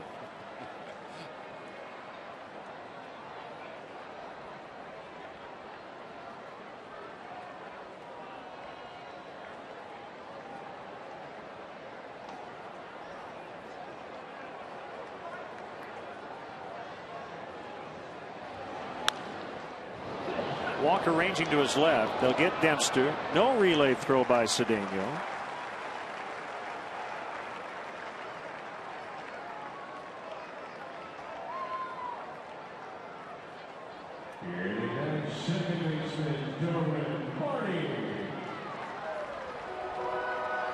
Two outs, it brings up Darwin Barney. 1-for-1 with a sac bunt.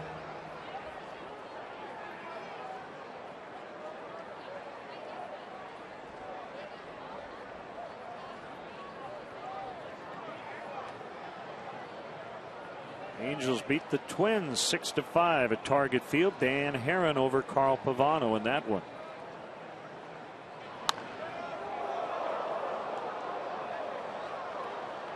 about yesterday? Talked about it on the pregame show. Minnesota won 1-0 on a Danny Valencia bases loaded RBI single in the 10th. Francisco Liriano was a late scratch with a sore shoulder, so Anthony Swarzak, an emergency starter, filled in, took a no-no into the 8th.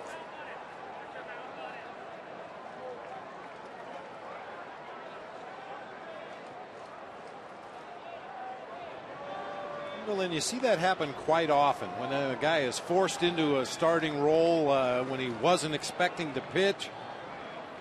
That late call, hey, go warm up. We need you to start today. And no preconceived notions, no excessive thoughts. You just go out there and do your thing. You just pitch.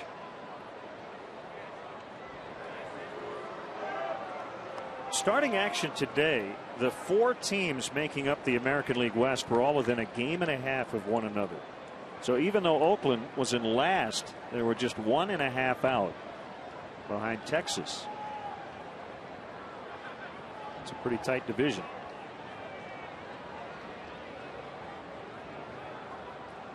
Fukudome fake towards second. Now he's caught up.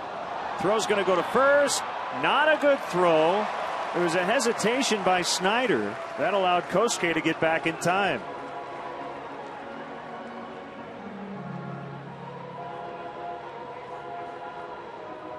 Since coming into this ball game, Chris Snyder is catching like he's using a brand new mitt.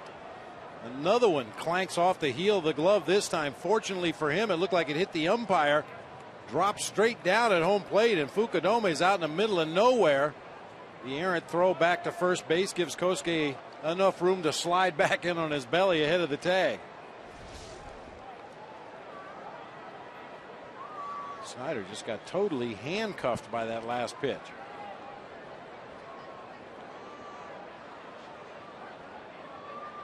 Time called as Karstens just held on to the ball.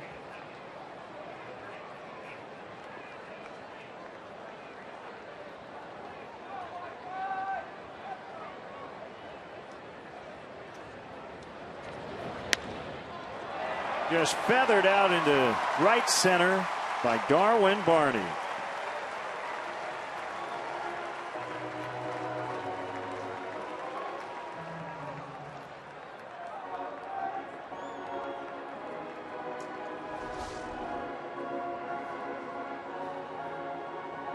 It's like a little bit like a left-handed tennis player hitting a two-handed backhand. Just flipped it out there into shallow right center field for a base hit.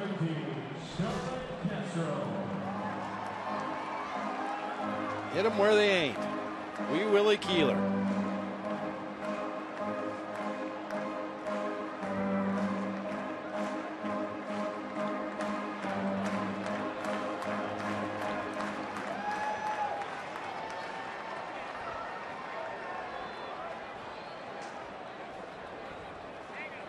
Two on with 2 down. Castro bounces. Brandon Wood picks it up, steps on third to Forrest Kosuke, and that ends the inning. They strand a pair. Off to the 6th, 3-2 Cubs.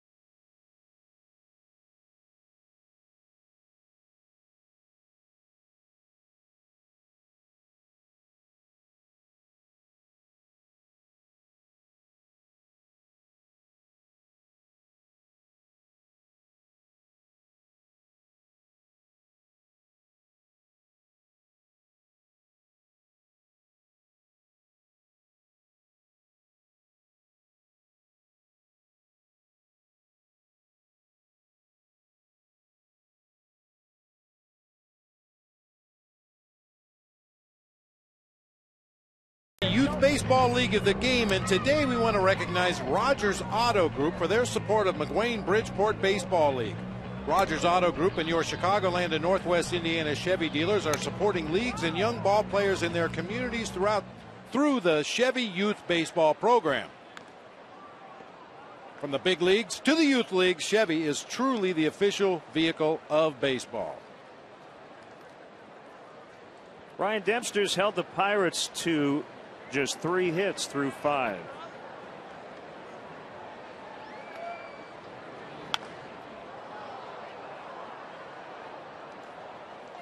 See, his pants are a little dirty after that slide into second base when he was forced in the bottom of the 5th.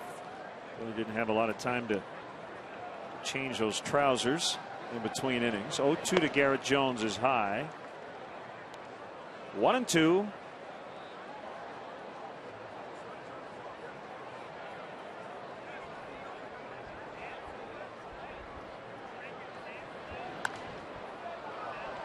West leading Rangers with 2 in the bottom of the 9th.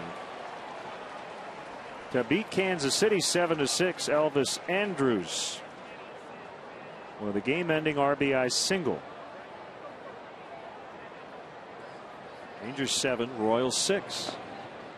2-2 to Jones.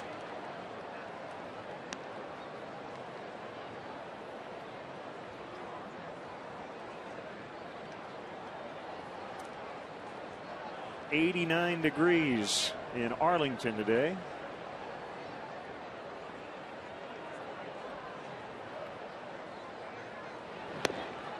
Straight fastball is outside. 3-2. And you talk about Dempster having the mud on his pants there from the slide into second base. I think most pitchers like that. Means they got on base at least once.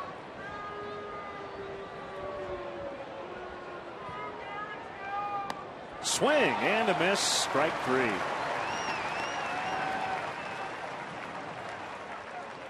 Hey fans, visit the newly renovated Captain Morgan Club here at Wrigley Field with more than 30 flat screens, an expanded menu, and an outdoor patio atmosphere, making your place to catch all home and away games. The Captain Morgan Club, your neighborhood pet-friendly headquarters and destination place.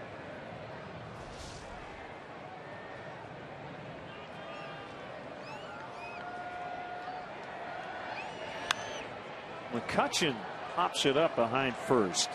Darwin Barney backpedaling, 2 hands on it, 2 outs. You know, Len, I know you remember a ball player by the name of Casey Candell. Some fans may remember Casey. Played for a few teams in his major league career. The stage I'm recalling right now, he was kind of a bench player. He got to start once or twice a week, maybe here or there. And when he was sitting on the bench, he looked like he had played 9 innings already. He would come out before the ball game and slide in front of the dugout in the dirt, maybe do a head first slide, and his uniform would be covered with dirt whether he was in the lineup or not. He just felt more comfortable playing with a dirty uniform. And when he was in the lineup, he was a pig pen. 9 seasons in the big leagues: Montreal, Houston, Cleveland for Casey Candell.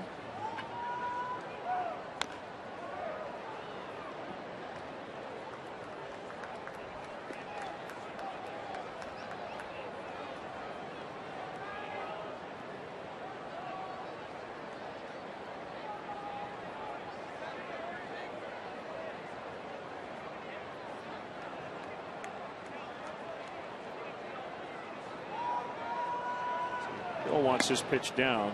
Good location. Little bit off the corner. 1-2.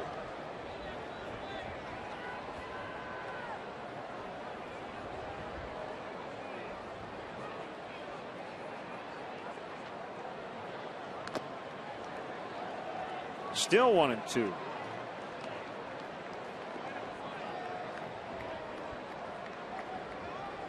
Matchup tonight in Atlanta: Johnny Cueto and Jair Jurgens.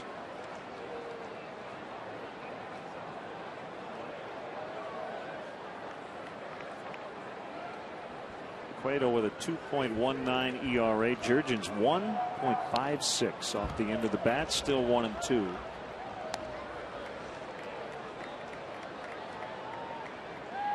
The way things go usually with a matchup like that you build up.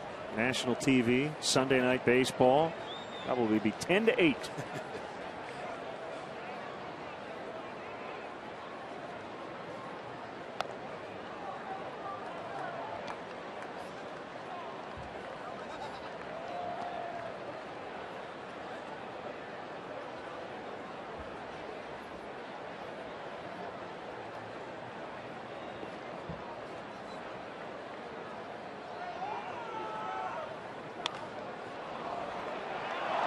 Excellent effort by Barney, just couldn't get it.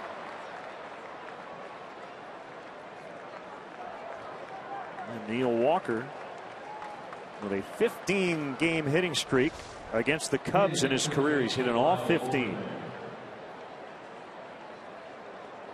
Nice try by Darwin Barney. About 6 steps and a dive, just could not get there. Tell you, that last pitch that Walker got the base hit on was the only pitch in the strike zone that at bat from Ryan Dempster. Walker was able to stay alive, chasing a slider off the plate inside, fouling it off, chasing a sinker off the plate away, got a piece of that to stay alive. When he finally did get one in the zone, he fisted that ball out into center field for a base hit.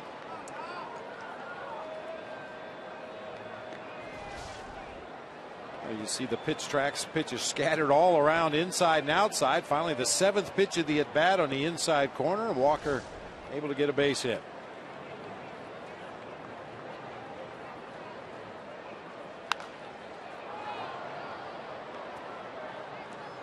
A reminder, we will be in the Bud Light bleachers tomorrow with our annual bleacher broadcast. We hope you can join us. There are still tickets available in the bleachers. If you can't make it out, we're right here on WGN Sports at 1 o'clock.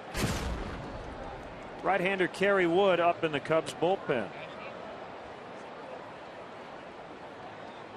Dempster over 100 pitches on the day.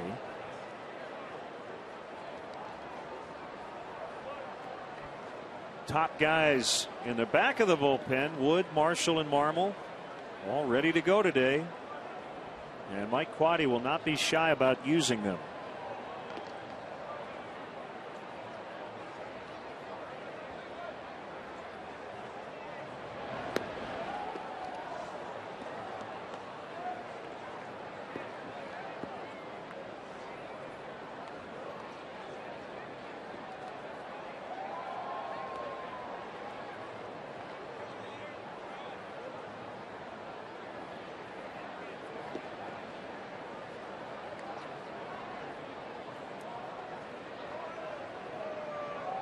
Dempster with a sign from Hill, and he'll toss to first. Going into action today, and it might go up. But Ryan Dempster averaging 17 pitches per inning. That's slightly above his career mark, and it would be the highest since he was at 17.9 per inning back in 2006.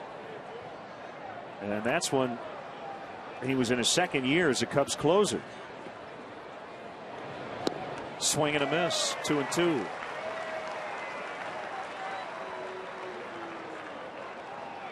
And we're starting to see some of those telltale nonverbal signs from Ryan Dempster out there on the mound, taking a deep breath, walking off the back of the mound, taking his time to get back up on the rubber before delivering the next pitch.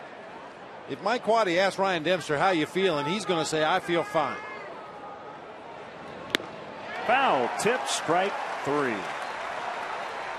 2 Ks in the inning. Dempster through 6 has allowed just 2 runs and has a 1-run lead.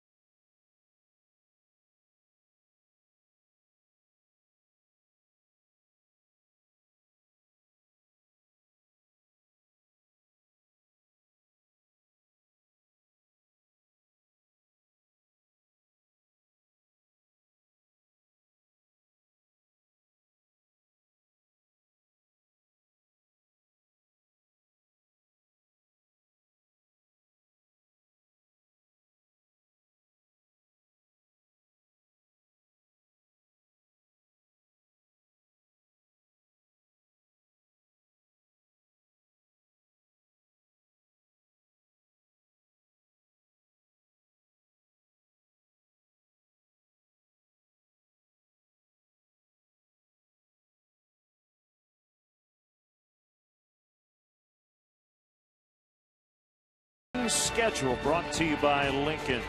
The Astros come to town tomorrow for our annual bleacher broadcast from that area, just to the left of center field. Tuesday night, and then Wednesday afternoon, we're back here on WGN Sports. It's not just luxury, it's smarter than that. Feel smarter at Lincoln.com. Veterans Dempster and Hill, the battery today, chatting about things. Cubs leading 3-2 as they bat in the 6th against a new pitcher, right-hander Chris Risai. See his numbers on the season, pitching in his 22nd ball game. Good opponent's batting average of .231. Basically a two-pitch guy, fastball and a curveball, and occasional straight changeup. Jeff Karsten's left trailing 3-2, but I think he might feel fortunate when he thinks about his line. As you talked about, he struggled with his location today and was fortunate to just give up the 3. 2 were earned as McCutchen retires Ramirez. And the Pirates continue to get pretty solid starting pitching. Over their previous 9 games, the starters had a 1.43 ERA going into action today.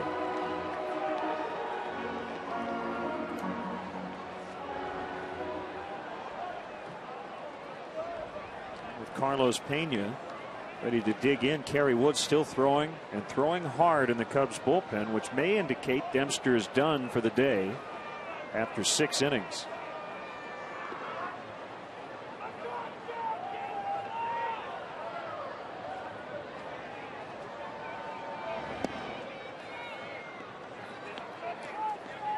Been a workmanlike effort for Ryan Dempster today. You can see his ERA by inning this season.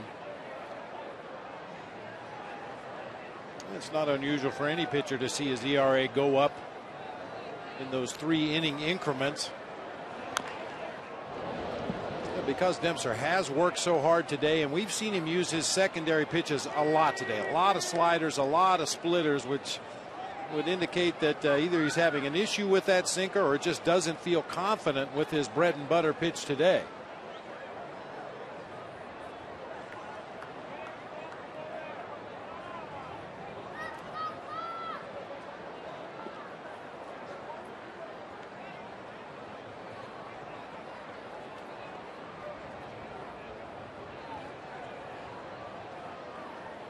Aesop has been with Florida, the Angels, Atlanta, and now the Pirates.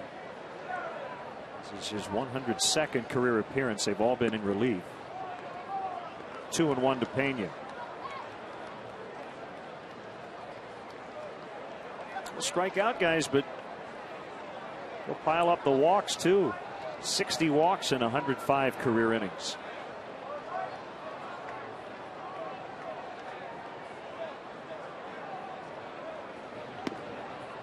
Breaking ball missed outside. 3-1. Now they overshift. Cedeno comes to the first base side of second. Wood backs up to the shortstop position, and Neil Walker way out into right.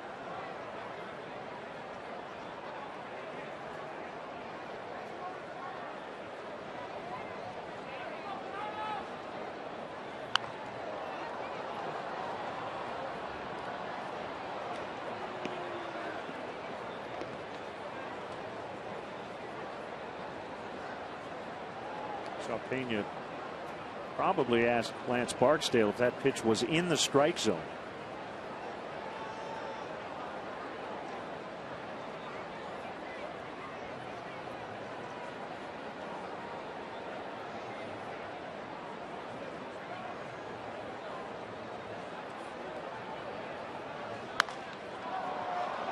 Popped him up, Tabata.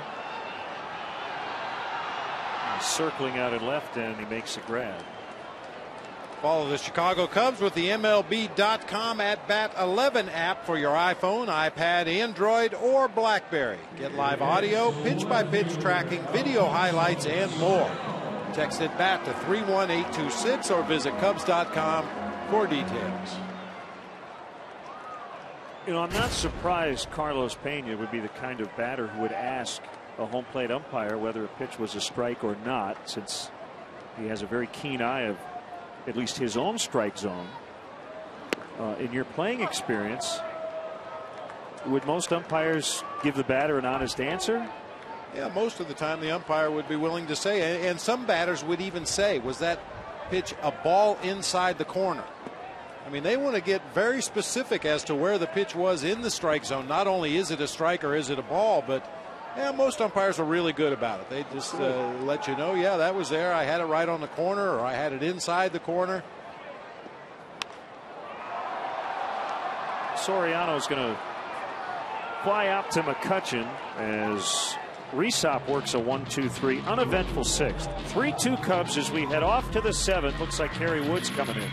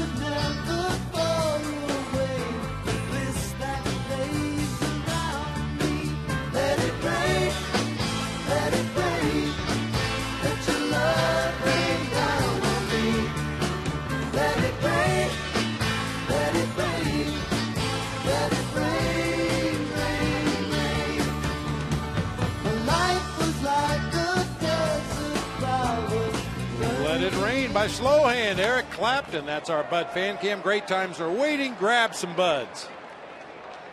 Chris Snyder, who's had a rough day since coming in for the injured Ryan Domit, leading off the seventh with a base hit off Kerry Wood. Tight game, 3-2. The Cubs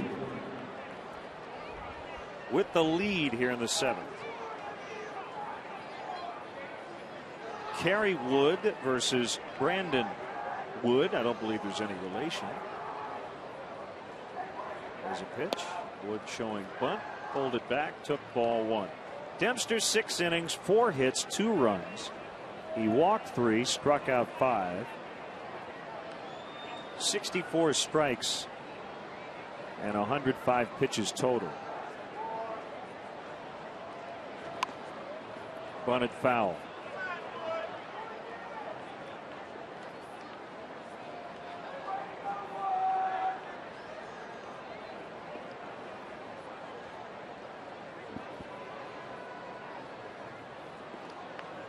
And then you were talking about it earlier in the ballgame. Ronnie Cedeno trying to get an edge, get up there as close as he can to home plate, at least get an angle where he can see Kerry Wood's delivery to home plate, see what kind of movement he has, maybe even pick up a release point before you get in the batter's box. Popped up. Coy Hill with a catch.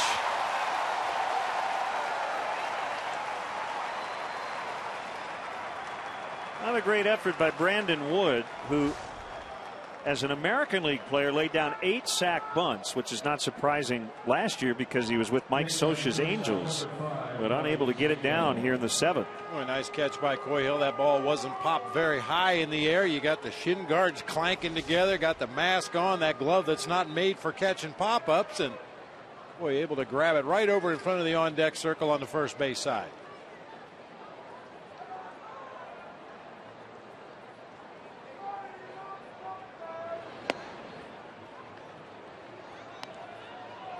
Cedeno batting, and Xavier Paul is now on deck, left-handed batter.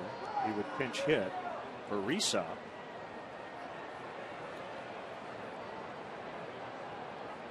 Paul, the former Dodger. It's 2-0 on Cedeno. Evan Meek tossing in the Pirates bullpen.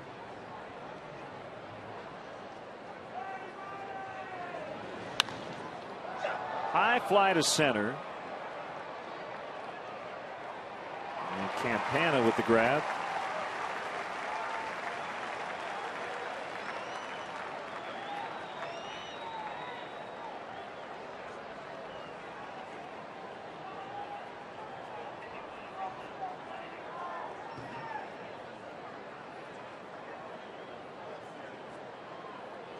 Saw Paul play right field in the 9th on Friday afternoon.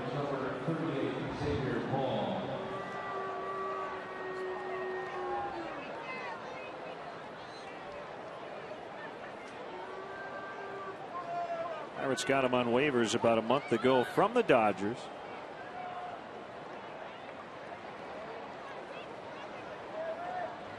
Hitting .231 as a member of the Pirates, .240 overall if you include his Dodger numbers. 0 for 8 as a pinch hitter for the Buccos, 0 for 11 on the season off the bench.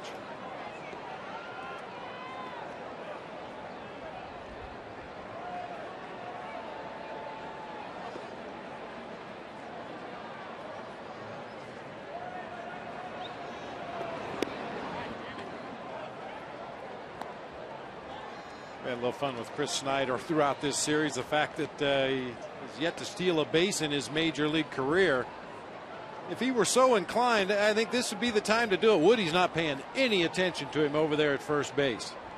He's getting his sign from Coyhill, going into his set position, delivering the ball onto home plate.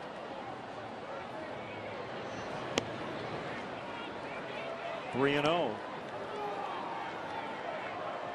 And really, why would you pay attention to Snyder? Because he's not a guy you should have to worry about in that department.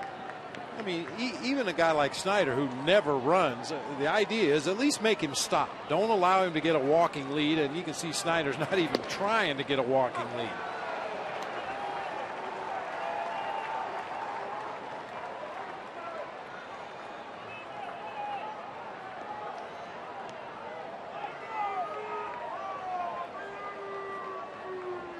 If it goes to 3-2, I think they're going to send him. That's a pretty good bet. It does not. And here's another spot, Bob, where if Snyder had started the game, his manager might consider pinch running for him. But with Ryan Doman already out of the game, you can't do that. So that could benefit the Cubs here.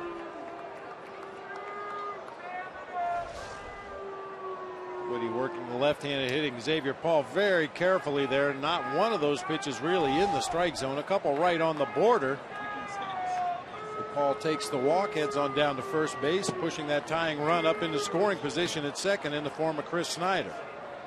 And I think we had our answer to who the emergency catcher is. Matt Diaz was warming up pitchers in the Pirates bullpen a little while ago.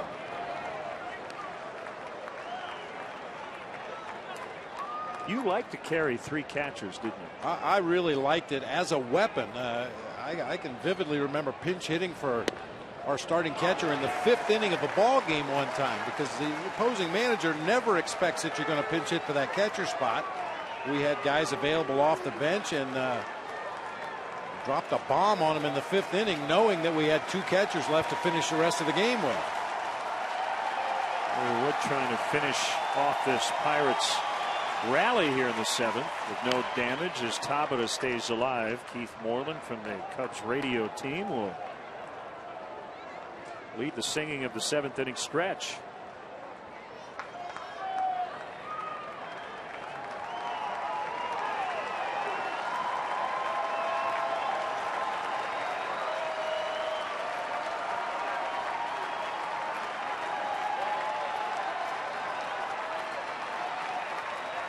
There it is. Oh, how did that not hit him? 1-2. Curveball right over the head of Jose Tabata. Just never took the break. Woody tries to overthrow it, leaves it up and in, and like Starlin Castro the other day, look at the bat. Tabata realizes if he leaves that bat up there behind his back, there's a chance the ball will hit it, so he dropped the bat as quickly as possible. It was a good catch as well by Coy Hill.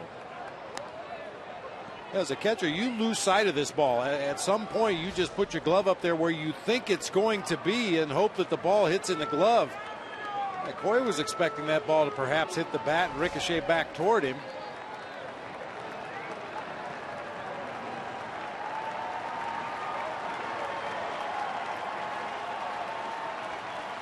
Another 1-2. And on the appeal, Field and Culbreth said he held 2-2.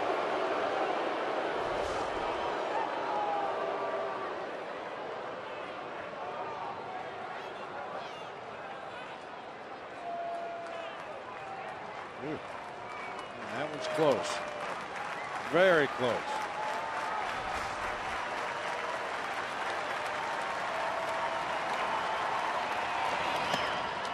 Full count, giving the runners a head start. If Tabata reaches, you've got Sean Marshall available in the pen with Garrett Jones in the on-deck circle, although we mentioned Matt Diaz, a possible weapon off the bench for Clint Hurdle. First things first, the 3-2 pitch fouled away. All those things are going through these managers' minds as we speak. Well, a lot of times there's the choice for Mike Quaddy, isn't it, Bob? Is it, okay, Wood versus Jones or Marshall versus Diaz? Well, which matchup do you like better? Sometimes based on history, what guys have done against each other in the past. Sometimes based on who's throwing better right now. Sometimes which hitter is swinging better right now. Which guy would I rather have up there at the plate? Certainly the bench players that are available enter into the equation as well.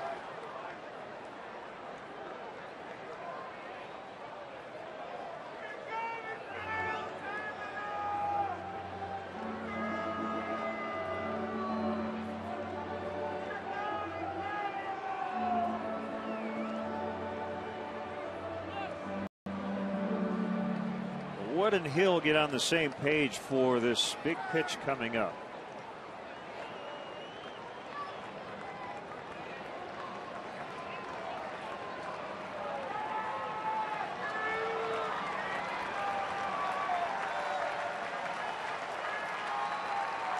Here it comes.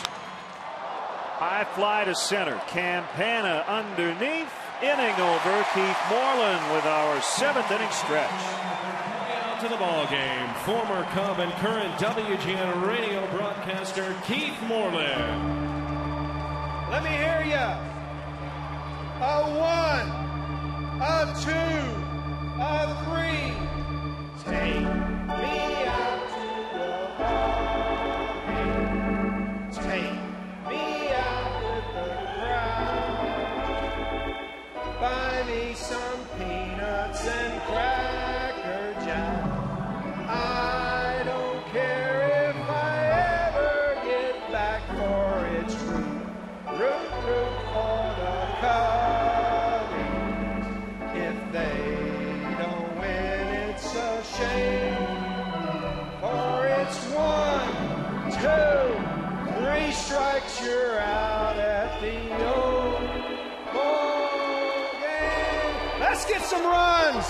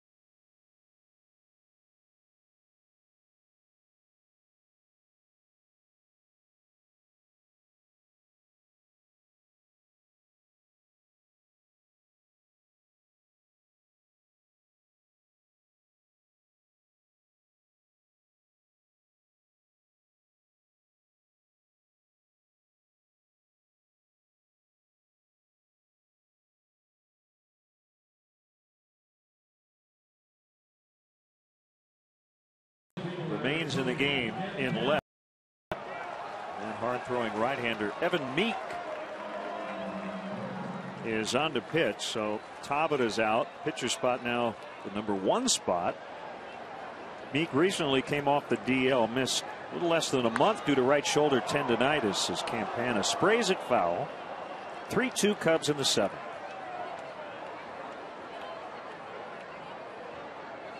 Four rehab outings at AAA for Meek.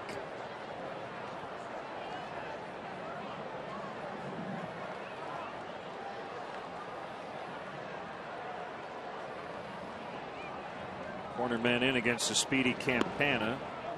Outside third for a strike.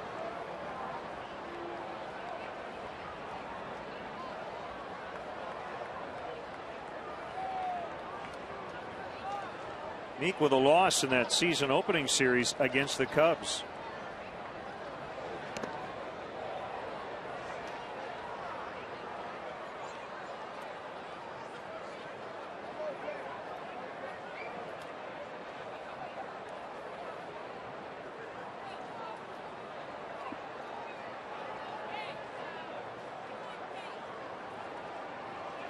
See Blake DeWitt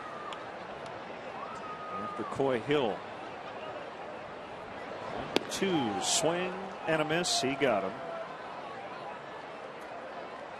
Graduation days at Wrigley Field are back on Wednesday, June 1st and Monday, June 13th. Graduates in attendance can participate in a pregame. I wish I could read this. Parade. There you go. And we'll receive a certificate commemorating this spectacular event. Perfect for the graduate in your life. For more info and to order tickets, visit Cubs.com/graduation. Enter the coupon code GRADUATE. Take advantage of this special offer. Hey, you get a little rain on those promo reads, and you know, the letters kind of bleed together. Yeah. I understand your difficulty there. Could just make it up. But we try not to. A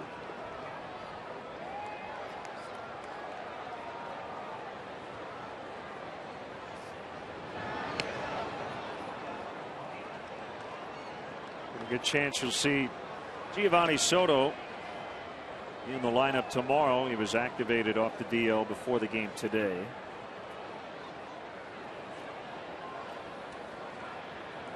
Houston comes in having been swept at 19-34. And some changes in their starting rotation, with Wandy Rodriguez going on the disabled list. He's got an elbow injury. Onuri Rodriguez will get the start tomorrow. Their top prospect is a right-hander named Jordan Lyles. He's only 20 years old. He'll make his major league debut Tuesday night. And Brett Myers, who has one win this season, that victory coming against the Cubs in Houston in April, will start Wednesday. The Cubs will go with Rodrigo Lopez in his Cubs debut tomorrow. Carlos Zambrano Tuesday night. Doug Davis still looking for his first win as a Cub on Wednesday. That's deposited into center. Scattering the birds. Coy Hill with a one-out hit.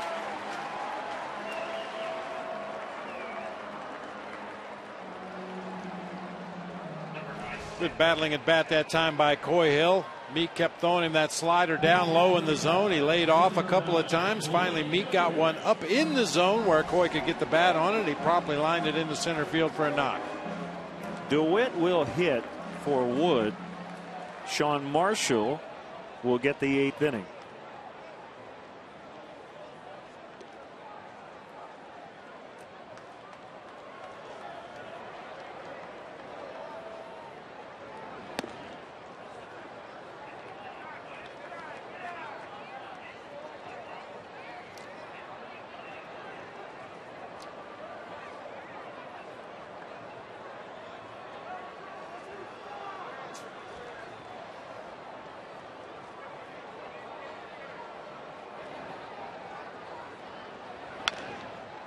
Double play ball.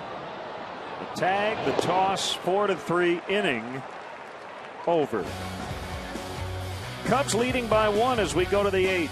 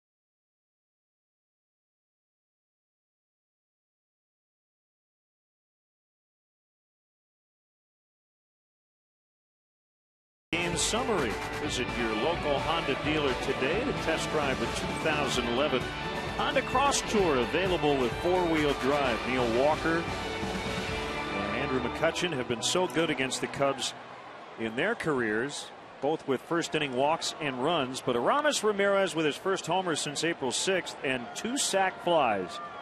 Hill to tie it, Castro to give the Cubs the lead, and it's 3-2 as we start the 8th.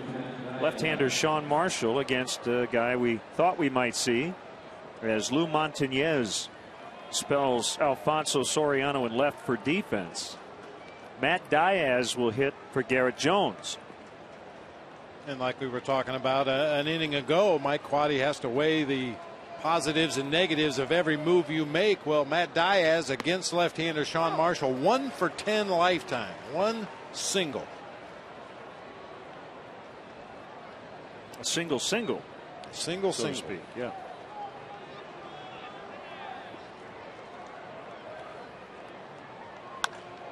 Sharply hit ground ball, but it's picked up by Darwin Barton. He gets him. And you look ahead a little further to Andrew McCutchen, the hitter making his way to the plate now. He's 0 for 3 against Sean Marshall, has grounded into a double play and struck out. And then Neil Walker, a switch hitter, only 1 at bat against Sean Marshall previously, and he struck out.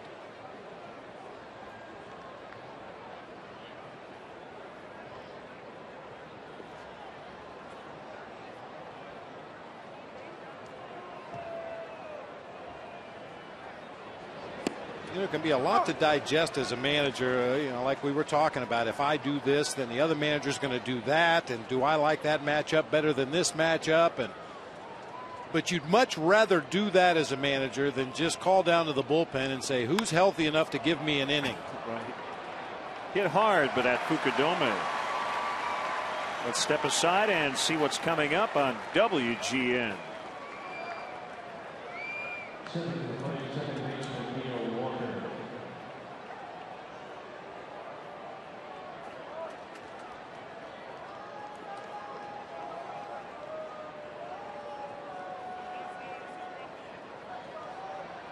Walker batting right-handed in this trip to the plate. Mentioned Texas beat Kansas City today 7-6 in Arlington. How about this note? Royals catcher Brian Pena this year has hit 3 home runs. Okay. Okay. They've all been 3-run homers.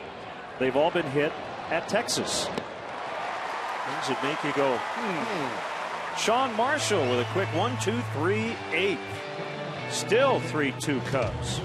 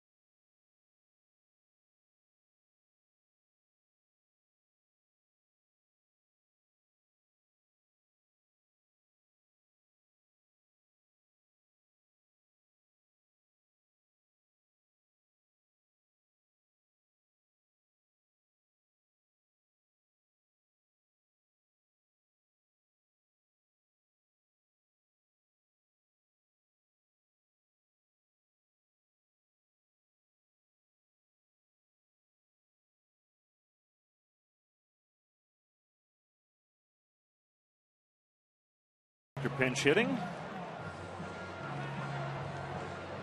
And here's righty Daniel McCutchen, who has the lowest ERA among all relievers in the NL. 1 earned run in over 21 innings. Walks plus hits per innings pitched is under 1. Good to see that guy getting loose with his team leading in the bottom of the 8th. Yeah, instead of just coming in for an inning of work, hopefully coming in to save the day for the Cubs. The Daniel McCutchen fastball splitter slider has a real good split fingered fastball that he goes to in 2-strike situations and when he's looking for a ground ball.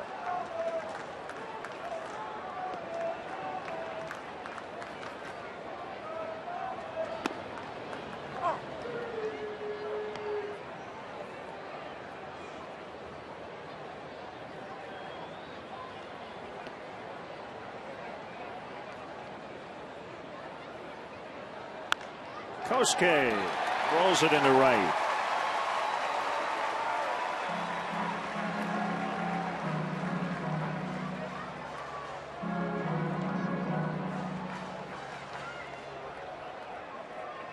Second baseman Darwin Barney. Darwin Barney, 2 hits and a sac bunt.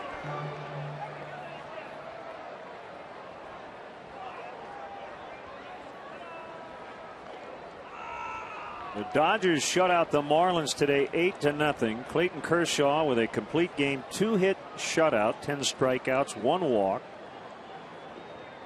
as he beat Ricky Nolasco. Rafael Furcal with his first homer of the season, bunted foul.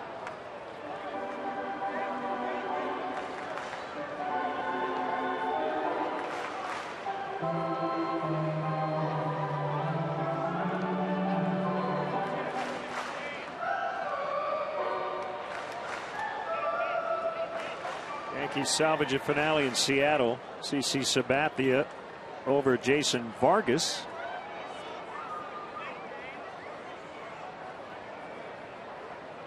Let's see a throw to first right here, Len. On a bunt attempt on the first pitch, there's always some question in your mind as an opposing manager. Will they change to the hit and run? You know Darwin Barney handles the bat extremely well, and sometimes you snap that throw over to first base, the batter will tip off what he's going to do at the plate. So Clint Hurdle Called for the throw over to first base just to see if Darwin Barney would tip his hand.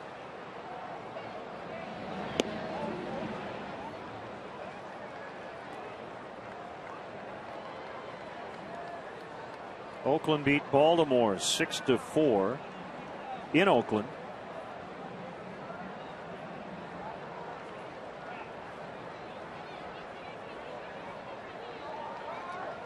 Felix P.A., former Cub, led off, went 1 for 4 for the Orioles. There's the bunt. Throw goes to second. Out. No sacrifice. It's a fielder's choice for Barney. Goes 3-6 to force Fukudome. Good aggressive play by Lyle Overbay, the first baseman. Fields that bunt on the second hop. No hesitation whatsoever. And a nice stretch by Ronnie Cedeno. Just in time to get the force at second base. Through 38 games and 72 plate appearances this year, Felix P.A. has a grand total of 0 walks. You suppose they're just throwing him all strikes? No. No.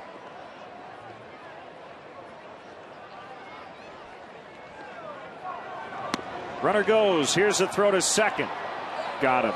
Boy, Chris Snyder nails Darwin Barney. Boy, a lightning quick release by Snyder behind home plate, and what a great tag at second base by Neil Walker. Pretty good jump by Darwin Barney, but Snyder puts that throw right in front of the bag. Walker with no wasted motion whatsoever. Catch and tag all in one motion, just in time to get Darwin Barney at second.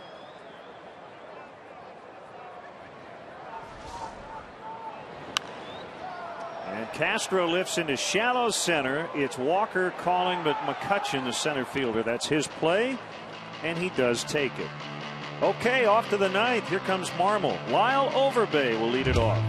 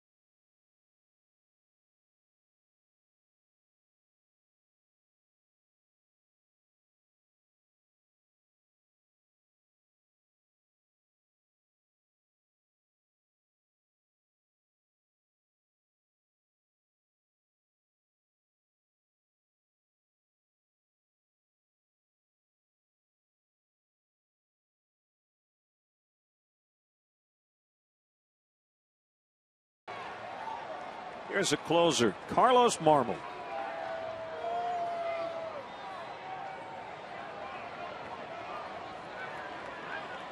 Second ball game for Carlos Marmol this year. Opponent's batting average a ridiculous 162. 29 punch outs in 22 innings pitched. Since May 3rd, this is his second save opportunity. Good start. Strike to Overbay.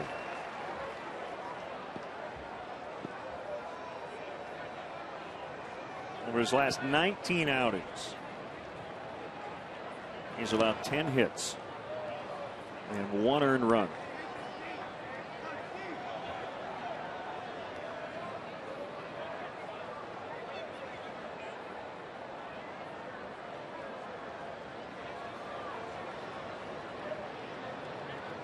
Reappearance since April 20th when he gave up a run against the Padres. His ERA has gone down.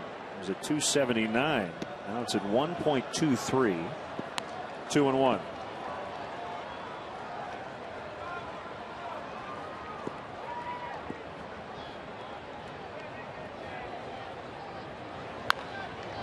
High fly center field, deep but playable for Campana. A step in front of the warning track.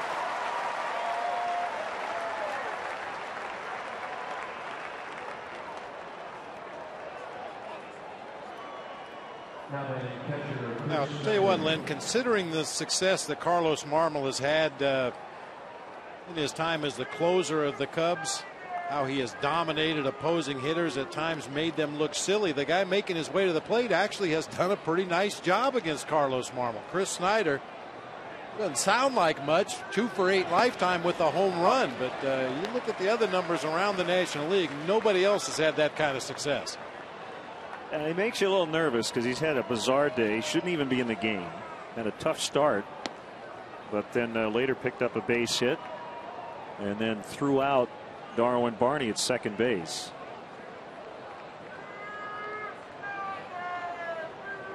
Brandon Wood on deck. Here's the 1-1. It's downstairs, 2 balls and a strike.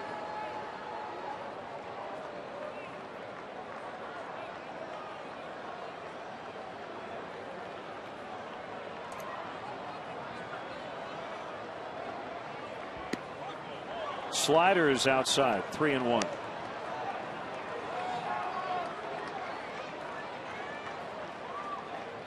The last time Snyder had a 3-1 count, he took a half a swing and bounced into a 1-4-3 double play.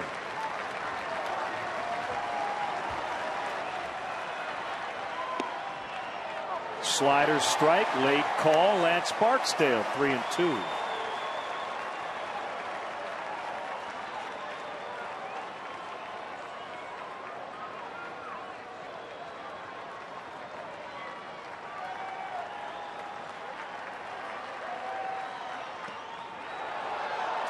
Snyder took it. Not an easy one to take. And draws the walk. Well, that one looked, we talk about giving the illusion of a strike. That one did. And he still didn't offer at it. Unlike most right-handed hitters that Carlos Marmol faces, it looked like Snyder was getting a pretty good look at that ball right out of the hand of Carlos Marmol. He didn't offer at that borderline slider. Laid off some sliders earlier in the sequence.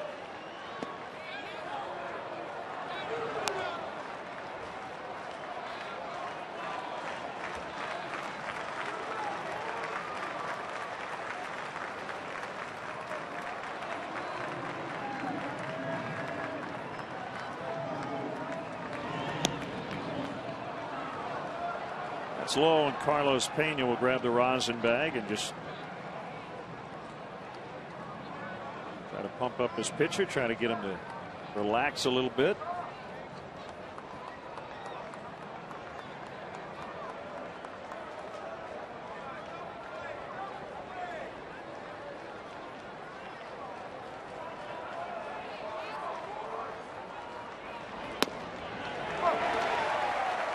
Slider in there, 2-1. That's about as center cut of pitch as you'll ever see. 2-0, however, with the slider. I don't know any hitter in the major leagues that goes to the plate looking for a 2-0 slider. Tap past Marmol. Castro with a barehanded pick and throw to get Wood. 2 down. Now Snyder in scoring position, probably the slowest runner on the Pirates. So there's no guarantee if Cedeno can get a hit that Snyder can score that tying run. Boy, what a great play here by Starlin Castro. Grabbing that ball barehanded, throwing all in one motion. It's the only thing he could do on that play, and gets it across there in time to get Wood by a step and a half at first base.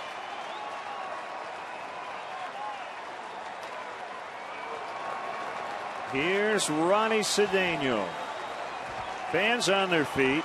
37,464, and most of them hanging around through the long rain delay. 0-1.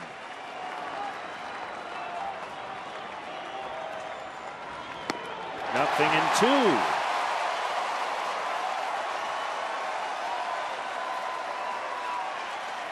Marmol should be able to, quote, waste a couple pitches here and see if he can get Cedeno to fish. Well, Ronnie's been known to do that. Swing and a miss. Cubs win. They salvage a finale of this series. They come back in the early innings with 2 in the second, 1 in the third. And no runs after that by either team. The final today, the Cubs 3, the Pirates 2.